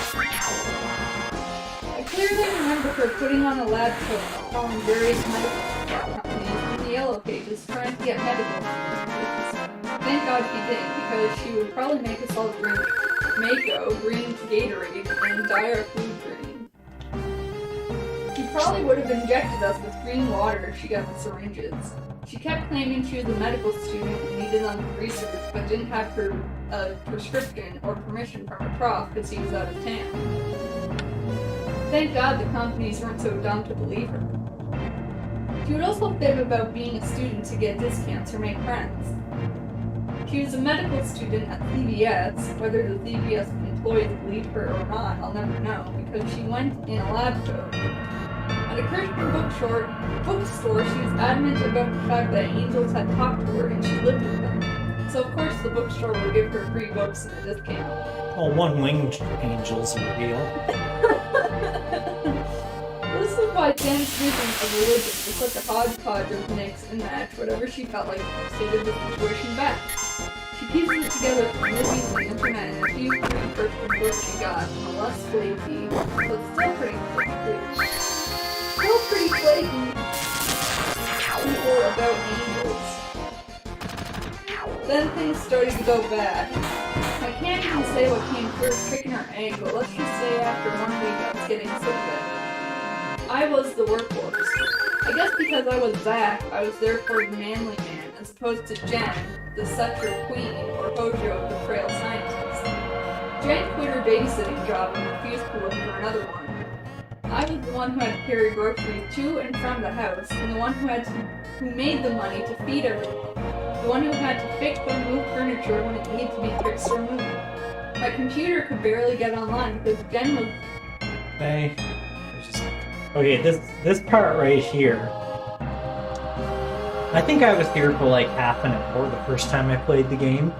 Oh yeah? We all have to press the button at once, and I'm on the Pentium 166 MMX, and probably playing in software rendering, and yeah, it was bad. It was very, very slow, and yeah, it's just really hard to line up. Do we get it? Oh, okay. All right. Well, anyway, you'll get the hang of it. That's all I can say. Yeah. Continue. Okay. My computer could barely get online because Jen was on almost 24/7. The rest of the time she would watch me as I typed, so I could never make a journal entry that read something along the lines of Jen is abusing me, help me God, I'm tired and I want out of here. But I had to be tough and tough it out. You're noticing I was starting to wise up. I stopped drinking so much, which contributed to this in a large part. It made me much less tolerant of bullshit.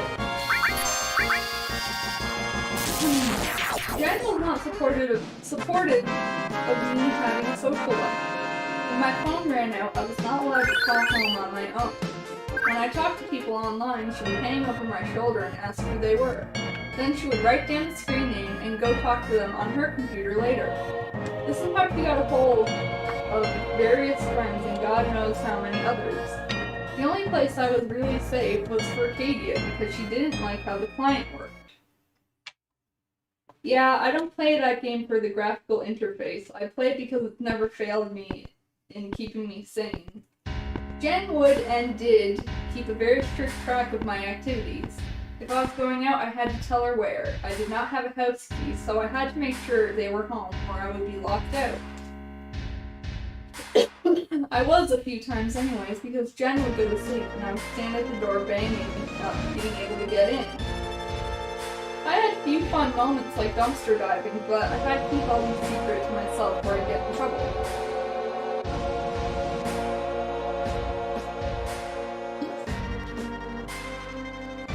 And there was the fighting. Not the silly magic fighting I talked about earlier, but real fighting. Screaming fights, slapping, punching. The sound of flesh beating on flesh was not one you can miss. When I was 10, my parents went through a very rough divorce. I know these sounds, and they were bringing up really bad memories and feelings. And the apartment was so small, there was no way not to hear them. Hearing one of them wince or whimper, and then the beating. I'm not 100% sure, but I think somewhere this counts as a kind of emotional abuse. Like I said, I could not leave because I would be locked out. The apartment was on the 2nd floor, so I could not break in. I was not officially on the lease, so I couldn't ask the landlord to let me in, or I would risk being thrown out. I could not phone my family because Jen and Hojo would listen to me like hawks and try to coach me on what to say and what to think. And I couldn't even break down and cry because the apartment was so small they'd know what it was, and I'd have to make up some lame magical excuse so that they wouldn't choke what little freedom I had. I was not getting sleep for work. Jen would wake me up at 3 a.m. to see the fairy rings or fight some magical disturbance or whatever the fuck. My job was even cutting my hours because I was expendable summer labor. So my paycheck dwindled. This check was all the money I had coming into the apartment. So this boss battle is kind of like a side attack tutorial. When you'll really see it on this one. When you hit him from behind, you'll do double damage. So, And he'll also, until he like breaks down, he'll also alternate the direction that he's facing. So after you hit him, he'll turn and face the person who hit them. So sort of use that information to plan your attacks. Go on. At one point, and I feel horrible to say this, but my dad paid for an entire month's rent. Not just my third, the entire thing. In a normal college setting, I could have easily saved the money to keep up with rent. Even with only my paycheck. But I also had to do the food shop. If it was up to me, we would have had what most college kids do. Ramen, generic cereal, bread, water, but it was not up to me. Jen wanted steak. Not just any steak, $10 steak, and Gatorade, 2 kinds, fancy and special colors, and spices. All of this would last with one night of food and my paycheck was gone. I couldn't even eat the food that was provided. The rest of the time, they demanded I ask for my duck from Dale's from the bakery and Dale's sushi. I swiped coupons from work and used them whenever I could. I couldn't afford lunch and there was no breakfast. If one of my supervisors caught me with the Dales, I would be in trouble. The others seemed to take pity and didn't like that I was doing it. The Dales I brought back, Jen complained that she didn't like the flavor. This was the only food coming into the house. Things get even worse from here. Jen, who had been screaming she had slit her wrists, was sitting in the middle of the floor draping damp cloth on her wrists. I woke up for a second and knew this was bullshit. I had a problem with self-injury, so I know very well the sight of a deep cut and the sight of a light cut. I know well knife wounds. Jen had scratched herself horizontally. So if you say be strong, that's points for Barrett. If you say I don't know if I can't hold on, that's points for Tifa. Let's get points for Bears. Go on. Maybe it had been with a safety pin or a butter knife. It was not any kind of suicide attempt. At most, it would string. At most, it would sting. I wrote her nasty emails. I was bashing her. I ignored her, even though she obviously still wanted to be friends with me. Then the hissy fits started, and Jen's hissy fits got more and more frequent, like the fighting. She never tried to slit her wrists again, though. Sometime around here, Jen wanted to move out of the apartment. The place was a pigsty. The reason was that Jen never cleaned. All the cleaning was always done by guests who had been coming and going at intervals. I did the dishes frequently, but the trash was almost never taken out. It got to the point where the apartment smelled like rotten flesh. Jen refused to believe it was the trash and it needed to go out. She kept claiming some former owner must have done it or something, but it was a horrible mess. Their only solution, as they saw it, was to move out. So they got a different apartment from the landlady, a one-room gig. I did not like this at all. At least in the current apartment, I could stay in the living room while they beat each other up in the bedroom. Now I wouldn't have anywhere to escape to. I started feeling desperate, trapped, with Jen over my shoulder whenever I wrote and checking my blog the next morning if she wasn't. I couldn't get anything out. I had not been drinking since I came here, but I was ready to start again. I could never talk to my friends, and when I could, I had to pretend that everything was hunky-dory for when Jen talked to them. The few Furcadia people I knew were sympathetic, but there was nothing they could do to help. It was getting more frantic. I started to sneak out and run down to the empty parking lots at night to use the payphone to call my dad. He was the only one that knew this was happening. I could never tell them how bad it was. I could just say I was stressed, upset, and I was sick of Jen being unable to go make money because she was pregnant with some astral baby or something. Huh?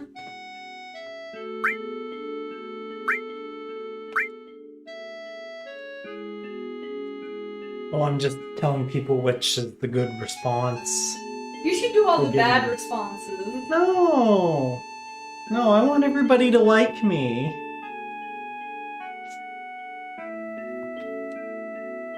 A little variety is nice sometimes. I got Tifa like once or twice.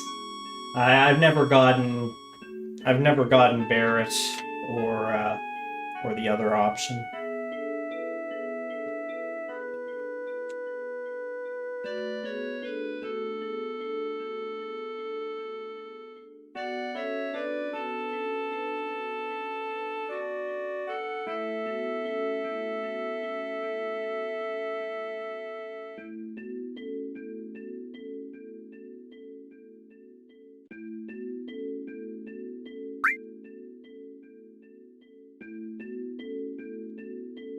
Okay, well she's gonna check her flowers, so you can keep talking. Fuck that bitch. Where am I at? Hold on.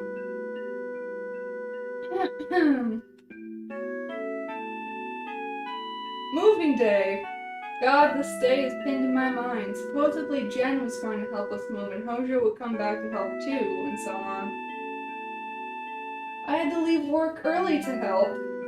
Work was already not paying for food, and I was weak and lightheaded and angry, but I would help. Summer was almost over, and only a month to go.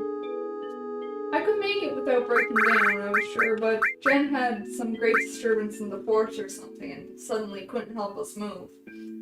That left yours truly because Hojo didn't come home until 6 p.m. I packed up all their things. Jen refused to pack. She laid on the couch moping and wailing. I put everything in boxes, carried it all outside, carried it across the lawn in my bare feet, up 2 flights of stairs into the new apartment. Gas at some point helped put things out on the lawn, but it was still me. I found their dildo in doing this. If small children can be scarred by Tub Girl, I can be scarred by opening a clothing drawer to move the contents and having a sticky purple gelatinous phallus roll towards me. Jen knew I was packing that drawer and did not warn, apologize, or thank me. So after 4 hours, I'm pouring sweat. The heat in State College this summer was so brutal it eventually managed to damage the engine of my father's car. This was the heat I walked to work in every day, and it was really no wonder that when I got there, I was always nauseated and dehydrated, and in general unfit to work. No food, no sleep, no water to drink on your 20-minute walk to work in the sun will do that to you in general. I moved everything. I was enraged. I was getting to the end of my majestically long rope.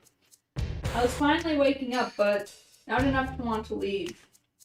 In my new apartment, I remember talking to an AI installed on my computer. Jen ignored me when I talked to the AI because it wasn't a real person. If you talk to my old computer, you can hear it say things I said then. Things like, Oh no, I want to hear the things that this AI is saying. Things like, I wish I could get out of here, you know? Or, you're not the only one. You're the only one I can really talk to right now. It goes to show you how fucking cut off from people I was. We did not have internet in the new apartment yet, so I couldn't even go through Furcadia or pretend I was happy on AMN. The shopping to fill the apartment was the worst. I remember this night with my nausea in my stomach. We went to Kmart, which was a long bus ride into town. I was mildly upset because Hojo suddenly had money, and yet we weren't eating with it, and I wasn't able to phone home. But I like house shopping, so I was sedated. We needed very basic things: a dish rack, some dishes, silverware, cups, a cooking pot, and some dish towels. We found all of these. But then Jen saw cabbage cloths. I don't even know what a cabbage cloth is. I assume it's a cloth you wrap a cabbage in to keep it fresh. Jen wanted them for her cooking, so the cabbage wouldn't go bad. 1, she never used cabbage in cooking, and 2, that's what a crisper is for. But she wanted these outrageously priced thin white rags. Hojo said a towel would work. The fight interrupted. A screaming fight. I can't even remember the details, but there was screaming in a lot of it. Jen screaming she didn't love Hojo anymore, she was leaving her, how dare she do this to you. Hojo screaming back that this happened every time, she didn't need it. They were both being just as bad and people stared. Jen refused to take the bus home. We had too many bags and she would not carry any of them. I couldn't carry them all, so we took another taxi we couldn't afford. The poor driver was subjected to the screaming fight, interspersed with the awful tension. He and I tried to chit-chat about the seashore, but they would begin to scream over us. I can almost taste the subtext of what he was saying. You poor kid, you have to go home with them. I wasn't seeing any way out soon. Didn't have the money for a phone call home, let alone a bus ticket. And calling my mom in all likelihood would only get me screamed at. I read some books. The track situation repeated in the new apartment. Jen talked about getting a kitten. I could not imagine a kitten in such a small apartment with people who refused to clean or take the trash out. That purple skirt pulled over her breast, as I mentioned, Jen wore the first time I met her. She wore it every day. Every day. She never washed it. She didn't bathe either. She just dabbed herself in scented oils and glitter. God, the smell in that place. It was like a miasma of filth with sparkle, sunshine, fairy, artificial sugar scent sprayed over it. It made me sick. It was so hot outside. I kept going to work. Eventually my hours were cut to the point where I literally had 1 hour a week. I could not live on $6 a week, and I could not meet Jen's expectations of my wallet on $6 a week.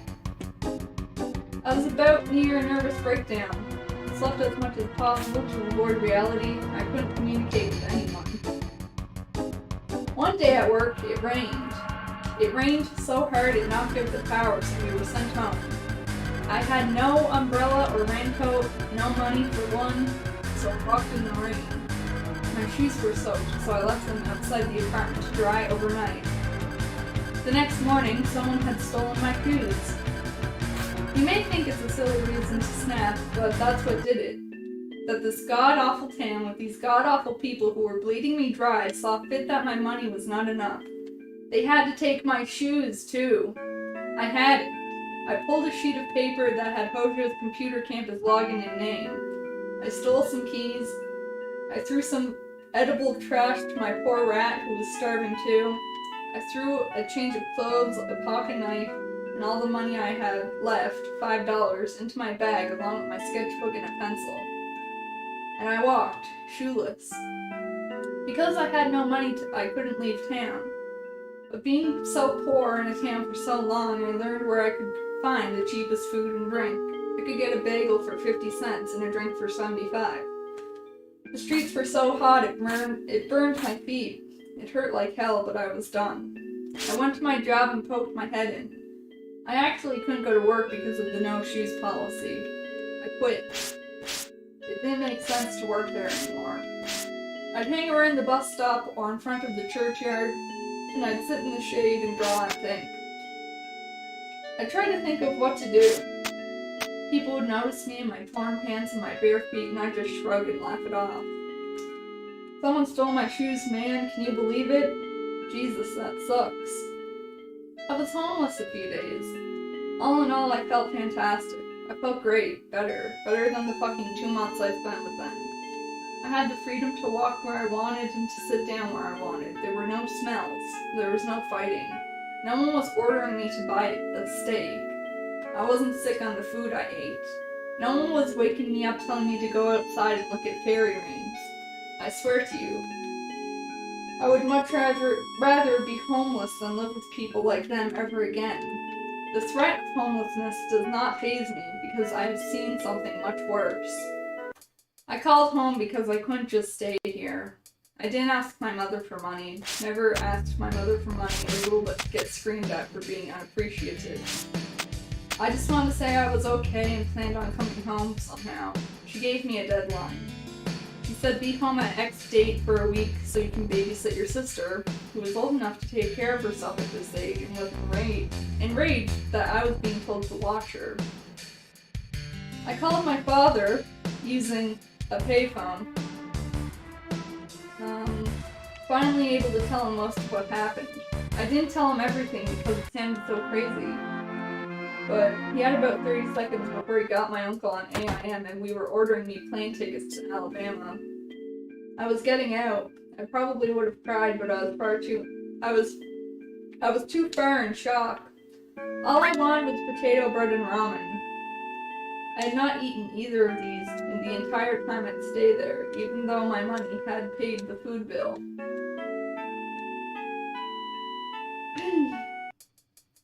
I got to the bus station on time, using money lent that my dad would pay.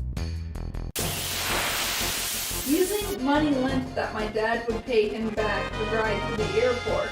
I took a flight. I had a pair of $2 painful flip-flops on that were swapped for explosives. There were a few drawings back from this time, most notably one which was from when my shoes were stolen.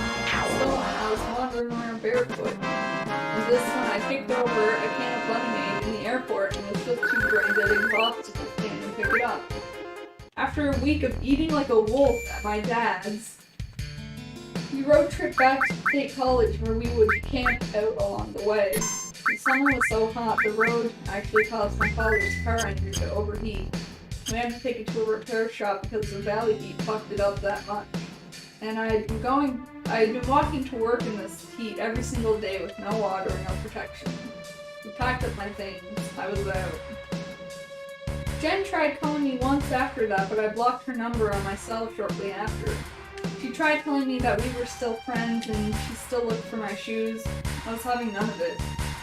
I'm some sort of villain to them now, but I have no clue what, nor do I really care. I must have some sort of magical evil power in them, but I don't know. I was finished with them and I will be forever. Unfortunately, that's not the end of the story for other people. The end. Woohoo! Thanks, hon. Hey, throw it a little And that parts. wasn't even all of it. Oh, you skimmed it? Yeah. Oh. Well, wow. no, I pasted the thing and it was like 22 pages. And I had to remove some information because it was complete filler. Oh, yeah. Which put it down to 10 pages, basically. Okay. Alright, well, back in the game, this guy are sick. Oh, they fixed it though. It says this guy is sick. He passed out nearby. Someone must have helped him here.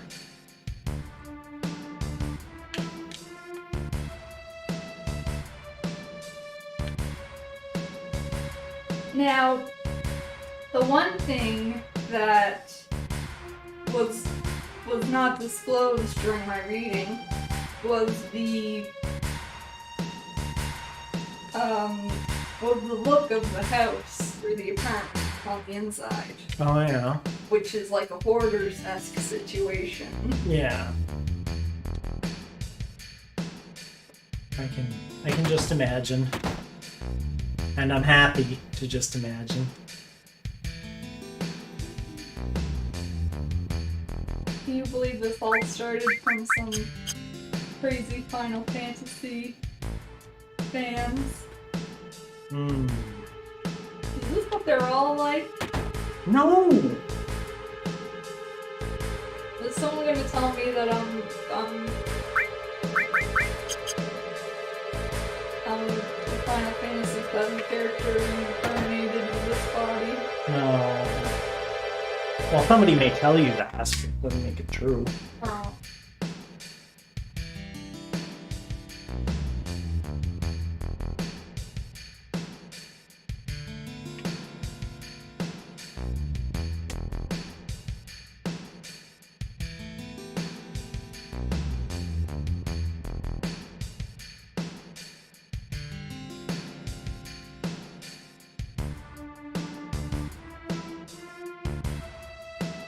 Oh boy, Turtle Paradise News, #1. For delicious wine with a nice zing to it, stop by the Turtle's Paradise. Yeah, the one, the flattest one, top drawer, and the bottom one.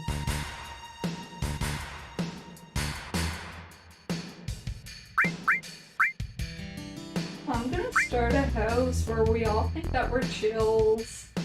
So you want to leave the 5 Jill in the Isn't it Gil?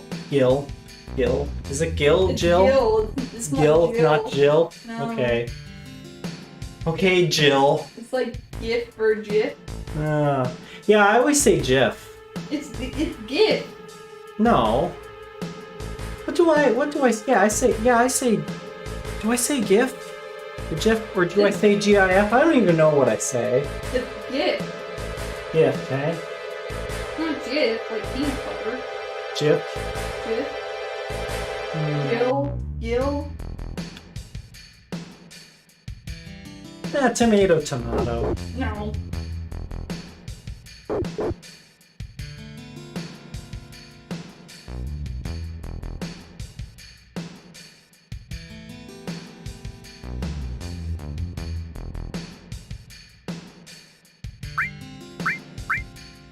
Now you could stock up on,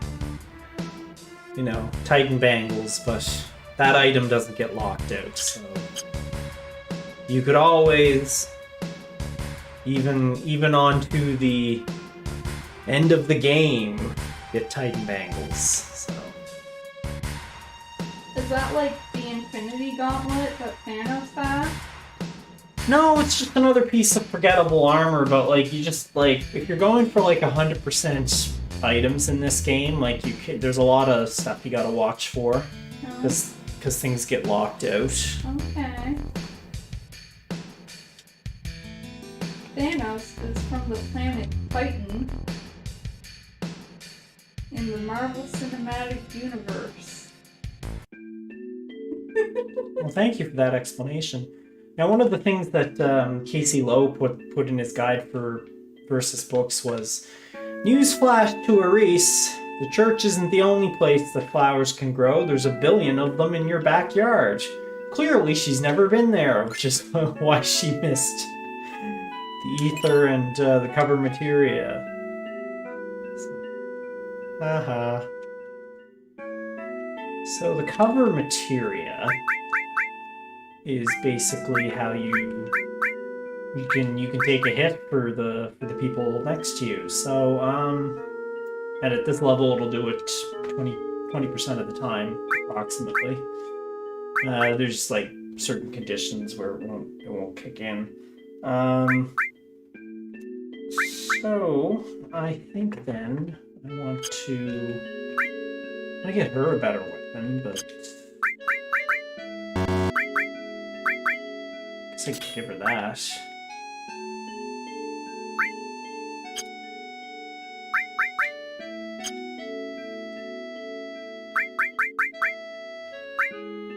I could put her in the front row, but she's not the hardiest, so I think we'll maybe just leave her in the back row for now until I get a plan of action together to grind her up.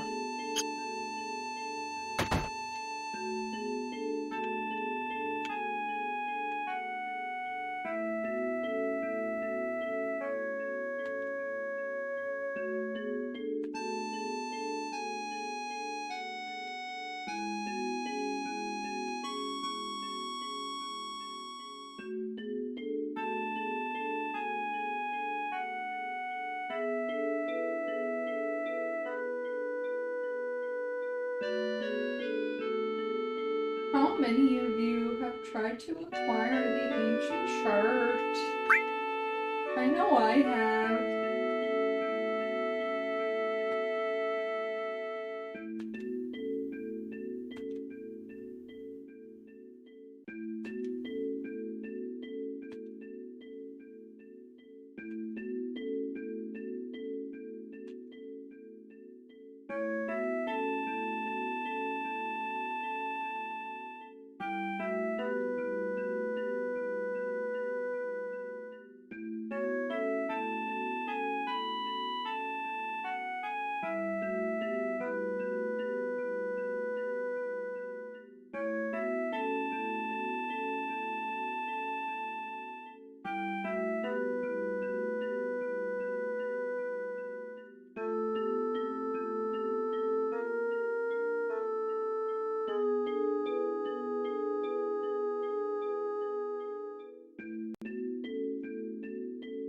Would you still be my friend if I said I was a Five Nights at Freddy's character?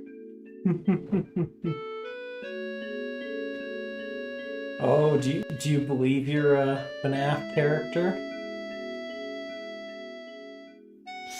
Just answer the question.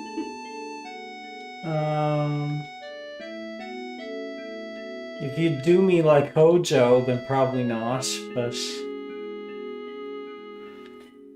No, I don't think I'm a Five Nights at Freddy's character. Okay. I think that you might be William Afton, you know? Your names are both William and... William Afton's a good guy, right? An upstanding, forthright fellow. Wouldn't hurt anybody. Have we watched the Five Nights at Freddy's lore videos? Yeah. And did we find out that, like, William Afton was the purple guy? Oh, I don't know. William Afton, he just wanted to bring pizza to kids. Oof. Wait. So, What? let's just erase that. I'm making a soundbite out of that. That's another. Oof. Wait, what? Remember when you were asked to say happy birthday to someone's friend in the comments? Oh, yeah. Oh, yeah. Happy birthday, Nick. Yeah. No, I thought that was... Well, the person asked me, what, why do, insert thing that sounds like, Love awful. cows. Yeah, anyway. Anyway. Why do blank love cows? And you just I just spoke it. Yeah, well, I just like, and just like, they didn't spell it out, but like when you read it out, it sounds the same thing, It's like they say, hey, well, you should go to the principal and like hold your mouth out like this and say I was born on a pirate ship. And so when you do that, yeah. And the P comes out more like a T, if you know what I'm saying. What? Yeah. I think isn't that what they were going for? I was born on a pirate ship. No? Yeah, okay, I thought you meant the first T. Oh, I was born on a pirate. Yeah, that's what I Yeah, thought you no. were. Like, hold on.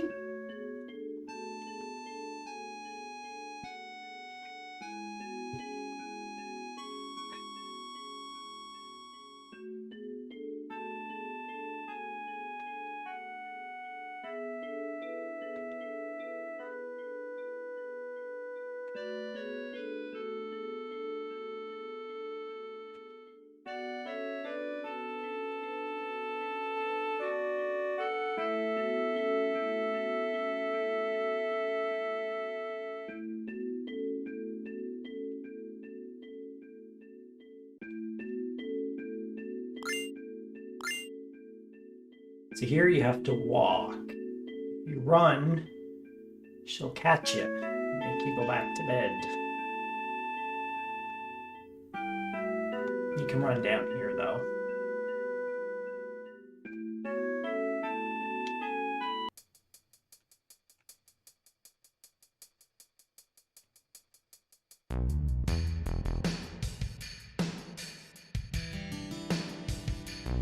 Is this kid awake yet, or is that later? Might be later. Yeah, it's later.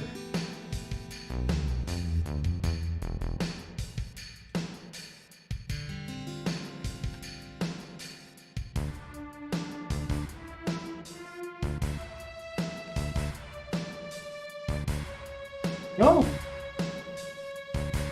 You're bright and early.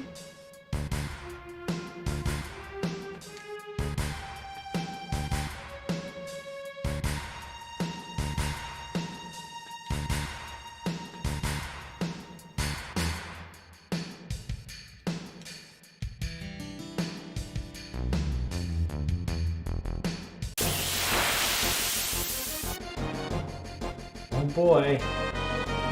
This is a good enemy to grind for second limit breaks against. So, you know, he hits pretty hard.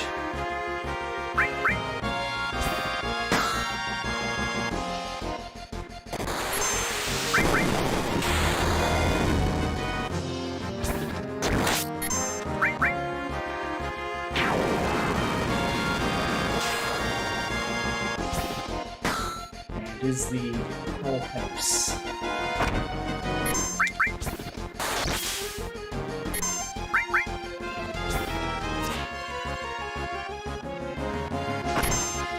Looks like a rescout inflicted with blindness. I think it's called darkness.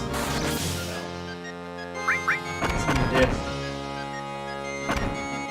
Ouch. Better heal Cloud or he's gonna die. Ah, who has... Does anyone have Restore equipped? Oh, sucks. Better use Bolt and hope it does enough to kill us. There we go.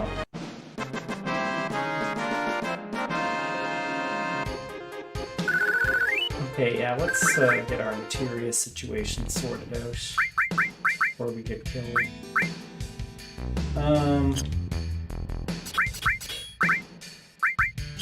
Okay, so I still want that, because I can't put it on Arise yet, because she doesn't have any link slots.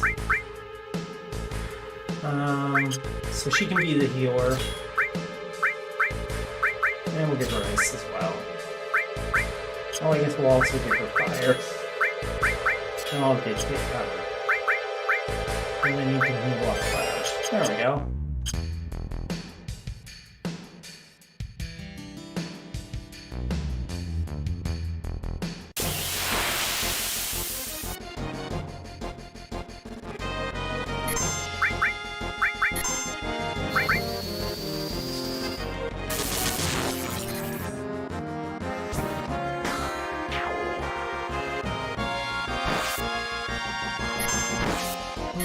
We should be able to get some kills here.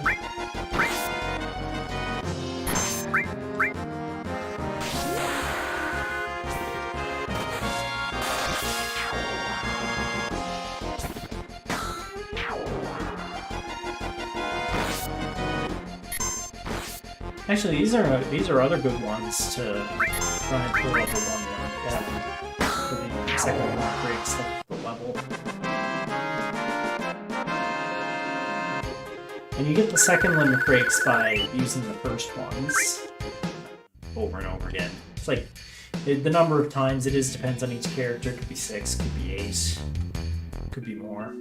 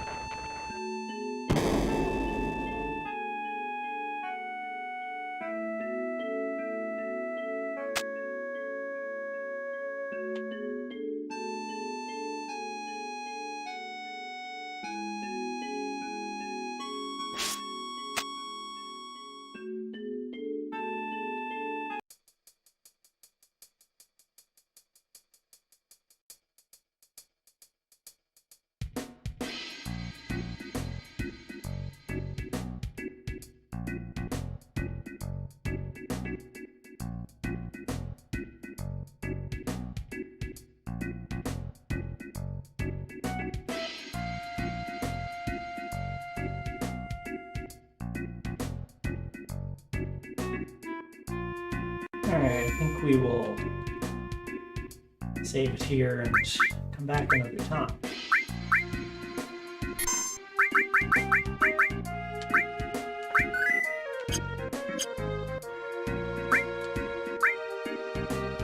So I will bid you all adieu. Good night. Do you want to say good night? Bye.